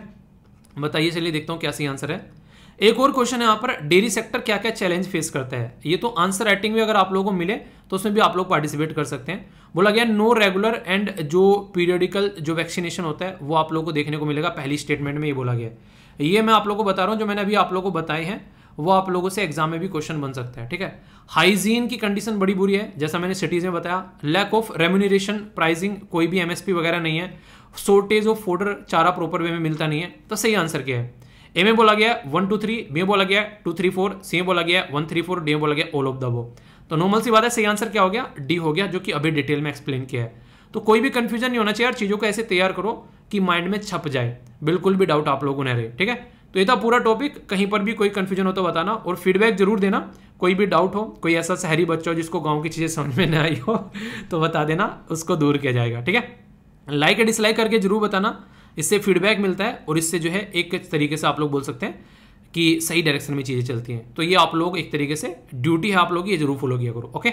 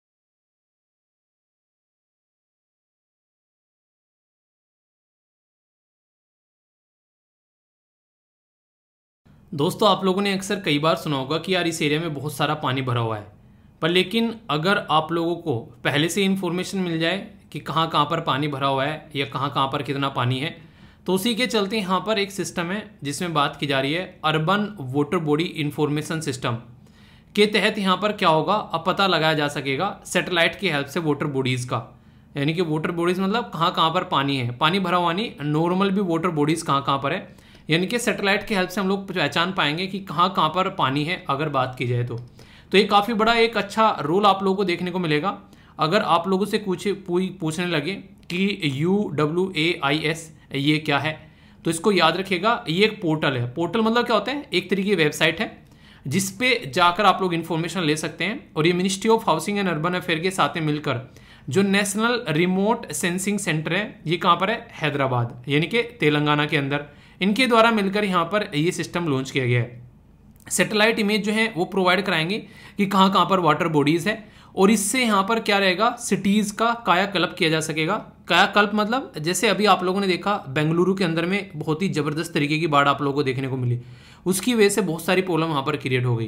तो ऐसी चीज़ें फ्यूचर में अगर कंट्रोल की जा सके, जहाँ जहाँ पर सूखा है वहाँ पर पानी प्रोवाइड कराया जा सके, तो वो तब कर पाएंगे जब उसके बारे में इन्फॉर्मेशन होगी। तो यहाँ पर लगभग 219 जो सिटीज़ हैं उनको यहाँ पर अभी ये एक तरीके से काउंट किया गया है इस पर्टिकुलर प्रोग्राम के तहत, और 76 यानी कि 76 जो स्टार्टअप्स जो हैं वो यहाँ पर पार्टिसिपेट कर रहे हैं। तो इसके चलते यहाँ पर पायलट बेसिस पर प्रोजेक्ट चलाए जाएंगे ताकि जो भी चैलेंजेस हैं उनको कैसे दूर करना है। 20 लाख रुपए प्रोवाइड कराए जाएंगे स्टार्टअप को इस पर्टिकुलर प्रॉब्लम के सोल्यूशन में पार्टिसिपेट करने के लिए, ठीक है। तो ये छोटी सी इन्फॉर्मेशन है, पूछने लगे कोई तो हल्का सा इन्फॉर्मेशन इसके बारे में रखिएगा, ओके। ये तो आप लोगों को पता ही है, प्राइम मिनिस्टर मोदी जी के द्वारा कसम खाई गई थी कि एमिशन को जीरो करना है 2070 तक का। तो उसके चलते यहाँ पर जो भी हमारे पास में जो गाड़ियाँ हैं, जो भी हमारे पास में सिस्टम है, उसका ये एमिशन कम करने के लिए यहाँ पर zero emission vehicle transition council, तो ये आप लोगों को देखने को मिलेगी, जिसको ZEVTC बोला गया है, ठीक है। तो शून्य उत्सर्जन वाहन संक्रमण जो परिषद आप लोग इसको बोल सकते हैं। तो इसके बारे में क्वेश्चन आप लोगों से पूछा जा सकता है। सबसे पहले तो अगर इसके बारे में बात करें, ये फॉर्म की गई थी 2020 में, ताकि ऑल ओवर जो ग्लोब ट्रांजिशन यहाँ पर देखने को मिल रहा है जीरो एमिशन का, उसको रोका जा सके। कॉन्फ्रेंस ऑफ 26 ये कहाँ पर हुई थी, कॉन्फ्रेंस ऑफ पार्टी, ये आप लोगों को ग्लासगो यानी कि यूके के अंदर देखने को मिली थी। 27 अभी रिसेंटली होने वाली है, वो कहाँ पे होगी आप लोग बताइए। उसमें नीति आयोग के जो रिप्रेजेंटेटिव भी यहाँ पर देखने को मिले थे, जिसके चलते यहाँ पर सोल्यूशन निकालने की बात की जा रही है। यानी कि ऑल ओवर वर्ल्ड से जो मिनिस्ट्री है उनके रिप्रेजेंटेटिव अलग अलग वर्ल्ड से यहाँ पर अलग अलग दुनिया से आ रहे हैं, और कैसे यहाँ पर सस्ता, टिकाऊ और ईजी सोल्यूशन निकाल सकते हैं, इसके ऊपर फोकस किया जा रहा है। तो ये काफ़ी ज़्यादा जरूरी है ताकि आने वाले टाइम में जो भी यहाँ पर एक क्लाइमेट चेंज की वजह से जो दिक्कतें देखने को मिल रही है उसका सोल्यूशन निकाला जा सके। तो ये आप लोग याद रखिएगा, ठीक है। कई सारे बच्चे बोलेंगे कि सर CSET का जो क्वेश्चन होता है वो स्टार्टिंग में बता दिया करो, ताकि वीडियो के एंड तक आते आते आप आंसर भी बता सको और उसी दिन उसका आंसर मिल जाए। इसमें आप लोगों की क्या राय है, क्या ये सही है? अगर आप लोगों को लग रहा है ऐसा कुछ करना है तो ऐसा भी किया जा सकता है, कोई डाउट, कोई दिक्कत नहीं है मुझे, आप लोग बताएगा उस तरीके से कर लेंगे, ठीक है। बाकी कुछ क्वेश्चन है आप लोगों के सामने जो कि आप लोगों को अटेम्प्ट करने हैं। जैसे क्वेश्चन नंबर 1 है, इंडियन रेलवे के द्वारा लॉन्च किया गया फर्स्ट एवर फन जोन, जो बच्चे होते हैं उनके लिए फन जोन बनाया गया यहाँ पर, तो कौन से रेलवे स्टेशन पर ये काम किया गया ये आप लोगों को बताना है, ठीक है। तो हजरत निजामुद्दीन, भोपाल, विशाखापट्टनम, ये छत्रपति शिवाजी टर्मिनस। सही आंसर क्या है अगर आप लोगों से पूछा जाए, ABCFD। एक और क्वेश्चन है यहाँ पर, पिंगलई वेंकैया, जिनका बर्थ एनिवर्सरी जो है वो सेलिब्रेट की गई रिसेंटली, उनको किस चीज़ के लिए यहाँ पर जाना जाता है, किस चीज़ में उनका कॉन्ट्रीब्यूशन था? सबसे पहले बोला गया है कि लीडिंग फर्स्ट वॉर, जो एक तरीके से उसमें एक तरीके से लीड का रोल प्ले किया गया ऑफ इंडिपेंडेंस में। इसी के साथ में compiling the national anthem, designing the national flag और winning the India's first overseas sport medal. सही आंसर क्या है? ABCFD। तो यहाँ पर दोनों क्वेश्चन के आंसर दीजिए। तो पहले का आंसर पहले आप लोगों को क्वेश्चन देता हूँ, फिर आपके आंसर सारे बताऊंगा, ठीक है। Cabinet committee on economic affair के द्वारा अप्रूव किया गया fair and remunerative price FRP, तो कौन से प्रोडक्ट के लिए? राइस, वीट, शुगर कैन या फिर कॉटन? यार इसका तो आंसर आप लोगों को देना ही पड़ेगा, ठीक है। एक ऐसा क्वेश्चन है जो कि मैं आप लोगों को 1000 बार बता चुका हूँ। नेक्स्ट यहाँ पर बात की जा रही है कि ऑफिशियल स्लोगन क्या है 2024 का, जो पेरिस के अंदर ओलंपिक होने वाले हैं। अभी हम 2022 में बैठे हैं, 2024 में यहाँ पर ओलंपिक होंगे, तो उसका स्लोगन क्या है ये आप लोग को बताना है। काफ़ी इंपॉर्टेंट क्वेश्चन है, आप लोग अटेम्प्ट करो। फिर यहाँ पर ये CSAT वाला भी और इसका भी आंसर आप लोगों को बताऊंगा। तब तक हम लोग कुछ और न्यूज़ देख लेते हैं, ठीक है। वीडियो खत्म होने से पहले बता दूंगा, टेंशन मत लेना, ठीक है। कुछ इंपॉर्टेंट शॉर्ट न्यूज़ है यहाँ पर। अगर अपने देश के बारे में हम लोग बात करते हैं तो अभी मैंने आप लोगों को बताया था यहाँ पर फेरी गेट जो तारागिरी है उसके बारे में आप लोग याद रखिएगा। वो आर्टिकल मैंने काफ़ी डिटेल में आप लोगों से डिस्कस किया है, सारी एक एक बातें आप लोगों को बताई है क्या क्या। जैसे कि कुछ अगर मैं ओवरव्यू दूँ आप लोगों को, ओवरव्यू कर दूँ, अगर मैं आप लोगों से पूछ ही लूँ कि क्या क्या बताया तो हल्का सा आइडिया आप लोगों को इसके बारे में होना चाहिए, क्योंकि क्वेश्चन कई बार आप लोगों से पूछ लिए जाते हैं। तो देखता हूँ कितने अच्छे से आप लोगों ने सुना है। चलिए जो क्वेश्चन पूछूंगा उनके आंसर देना, इससे पता चल जाएगा कितनी बातें आप लोगों को याद है, वीडियो के एंड तक आते आते भूल गए। तो सबसे पहले तो आप लोगों को यही पता होना चाहिए कि मेजोंगोक डॉक जो है वहां पर उसको बनाया गया मुंबई के अंदर में, जो कि काफी इंपॉर्टेंट यहाँ पर क्वेश्चन बनता है। लोकेशन आप लोगों से पूछी जा सकती है, ठीक है। इसी के साथ में 17A प्रोजेक्ट के बारे में याद रखिएगा, जो इसी पर्टिकुलर पर्पज के लिए है। यहाँ पर हमारी कंट्री में ये सारी चीज़ें डेवलप करनी है अपना इंडिजिनसली, यानी कि किसी के ऊपर डिपेंडेंट रहकर हम लोग को नहीं चलना है। इसके लिए लगभग 4000 करोड़ रुपए जो है आप लोगों को पता है वो खर्च किए जा रहे हैं ताकि प्रॉपर तरीके से डेवलप किया जा सके। तो ये भी चीज़ें आप लोगों को यहाँ पर देखने को मिलती हैं। और इसका नाम जो रखा गया यहाँ पर तारागिरी, वो एक हिली रेंज के ऊपर रखा गया है। वो हिली रेंज हिमालय के अंदर में है, पर किस पर्टिकुलर एरिया में पाई जाती है ये क्वेश्चन आप लोगों को बताना है, ठीक है। इसके ऊपर कई सारे सिस्टम लगाए जा सकते हैं ताकि दिक्कतें न देखने को मिले और सही से एक तरीके से फायदा उठाया जा सके, ठीक है। प्रेसिडेंट द्रौपदी जो मुर्मू है उनके द्वारा गुलाम अली जो कि जम्मू एंड कश्मीर से आते हैं राज्यसभा का, इनको मेंबर बनाया जा रहा है, ठीक है। तो ये यहाँ पर बेसिकली गुलाम अली को नॉमिनेट किया गया राज्यसभा के लिए, मेंबर नहीं बनाया जा रहा, नॉमिनेट किया गया है। गुलाम नबी आज़ाद लगा मुझे, पर लेकिन जब सर्च किया तो ये एक अलग पर्सनैलिटी है। 2008 में इनके द्वारा इंजीनियरिंग करने के बाद में भारतीय जो जनता पार्टी है उसको ज्वाइन कर लिया गया और कई अहम पदों पर रहे यहाँ पर, और ये जम्मू एंड कश्मीर से आते हैं, ठीक है। तो ये इनके बारे में इंफॉर्मेशन है।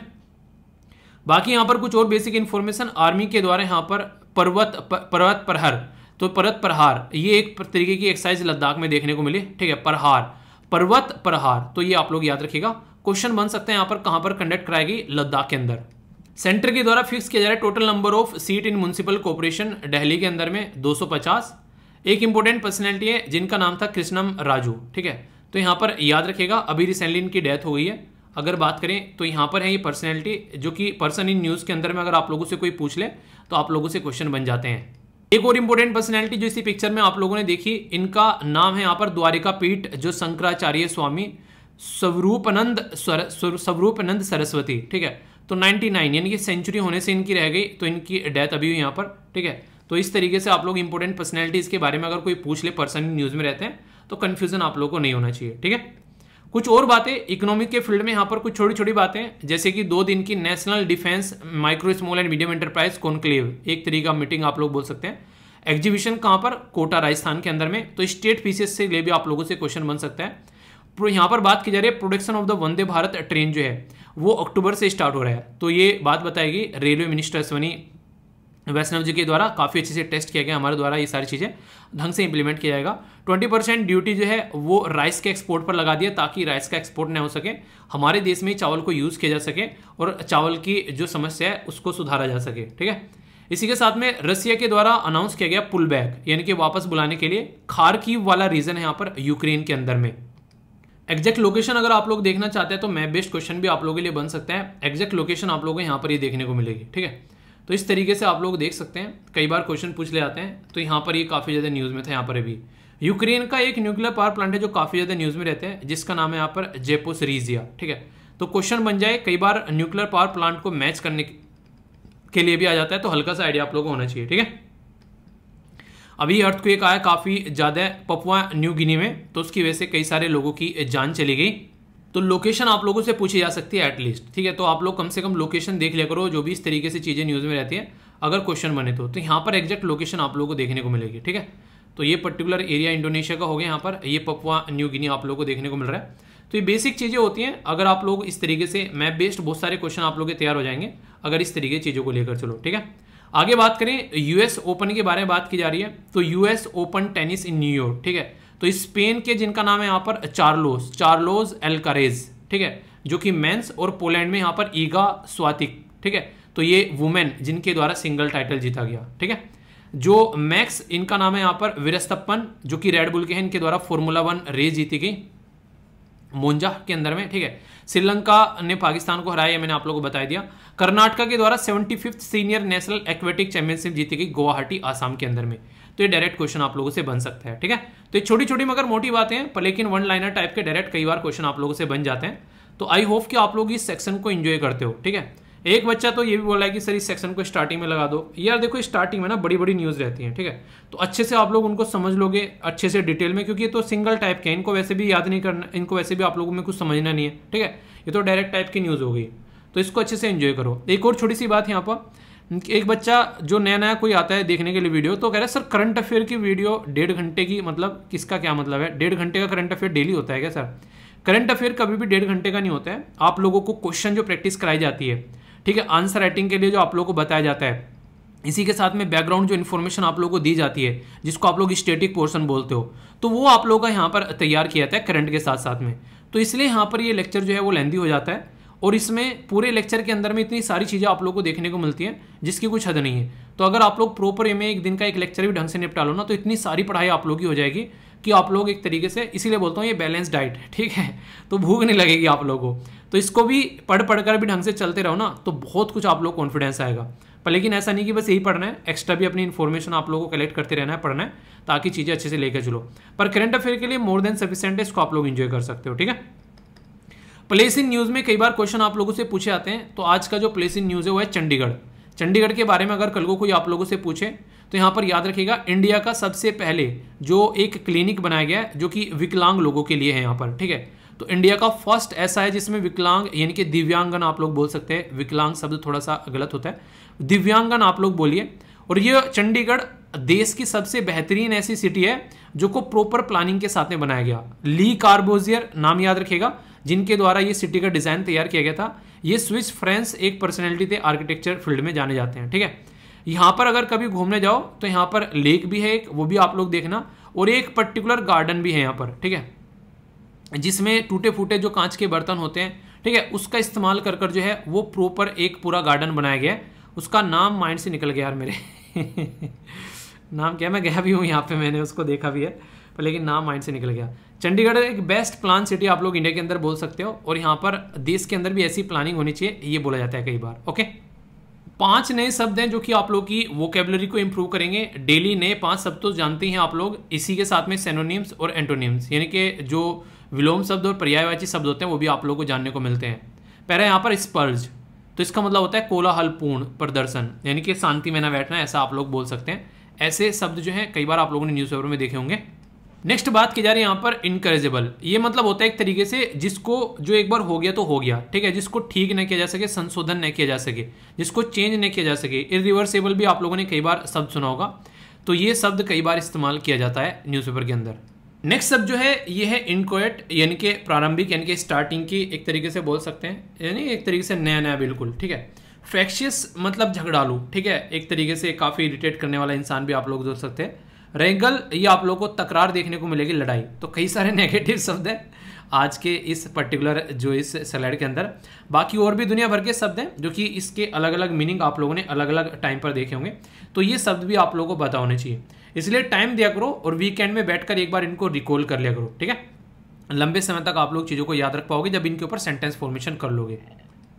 दोस्तों तो कैसा लगा आज का डिस्कशन जरूर बताना, और जोश आखिरी तक मेंटेन है कि नहीं है, जोश ठंडा तो नहीं पड़ गया, हाउस द जोश, तो जोश बिल्कुल हाई ही होना चाहिए, जोश में कोई कमी नहीं होनी चाहिए, ठीक है। तो अच्छे से आप लोग चीज़ों को एंजॉय करिए, अपना ध्यान रखिए, अपने परिवार का ध्यान रखिए, और कुछ ना कुछ ज़िंदगी में ऐसा जरूर करिए कि आप लोग के मम्मी पापा जो हैं वो आप लोगों के ऊपर गर्व फील करें कि हाँ यार बच्चों ने हमारा नाम रोशन कर दिया।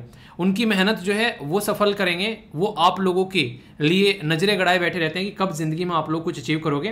पर लेकिन प्रेशर नहीं बनाना है आप लोग इन चीज़ों का, उनसे बातें कर कर आप लोगों को सोल्यूशन निकालना है। प्रॉपर वे में अपने जो अंदर से इच्छा आ रही है काम को करने की, उसके ऊपर आप लोगों को फोकस करना है। यानी कि मन कुछ और कर रहा है, ज़बरदस्ती लगे हुए कहीं और, ऐसा नहीं, पर फोकस ये करना है कि जिस काम को करो उसको दिल लगा कर करो, ठीक है। तो all the best to all of you, अच्छे से अपना पूरा दिन जो है उसको एंजॉय करो। इसी के साथ में PDF टेलीग्राम पे मिल ही जाएगी। ट्विटर, इंस्टाग्राम, फेसबुक पर भी आप लोग मेरे साथ में कनेक्ट हो सकते हैं अगर आप लोग यहाँ पर हैं। अगर बहुत ही ज़्यादा सीरियस होकर पढ़ाई कर रहे हैं तो रहने देना, अगर यूज़ करते हैं इनको और वहाँ पर हो तो आप लोग कनेक्ट हो सकते हैं। ठीक है, बाकी फीडबैक जरूर देना, अगर पसंद आया चीज़ें तो लाइक या डिसलाइक कर बता सकते हैं, और प्यार बांटने से बढ़ता है, दूसरों तक भी आप लोग ये वीडियो जो है वो पहुंचा सकते हैं। तो नेक्स्ट वीडियो मिलता हूँ, तब तक अपना ध्यान रखिए। बड़ों को नमस्ते, छोटों को प्यार, छोटी सी लाइफ एंजॉय करार। मिलता हूँ नेक्स्ट वीडियो में, तब तक के लिए जय हिंद। और जय हिंद जरूर लिखना, और कैसा लगा लेक्चर कंप्लीट हो गया तो डन भी आप लोग लिख सकते हैं, और रिकॉल कर जरूर जाना कि क्या क्या आज आप लोगों ने सीखा है। ओके।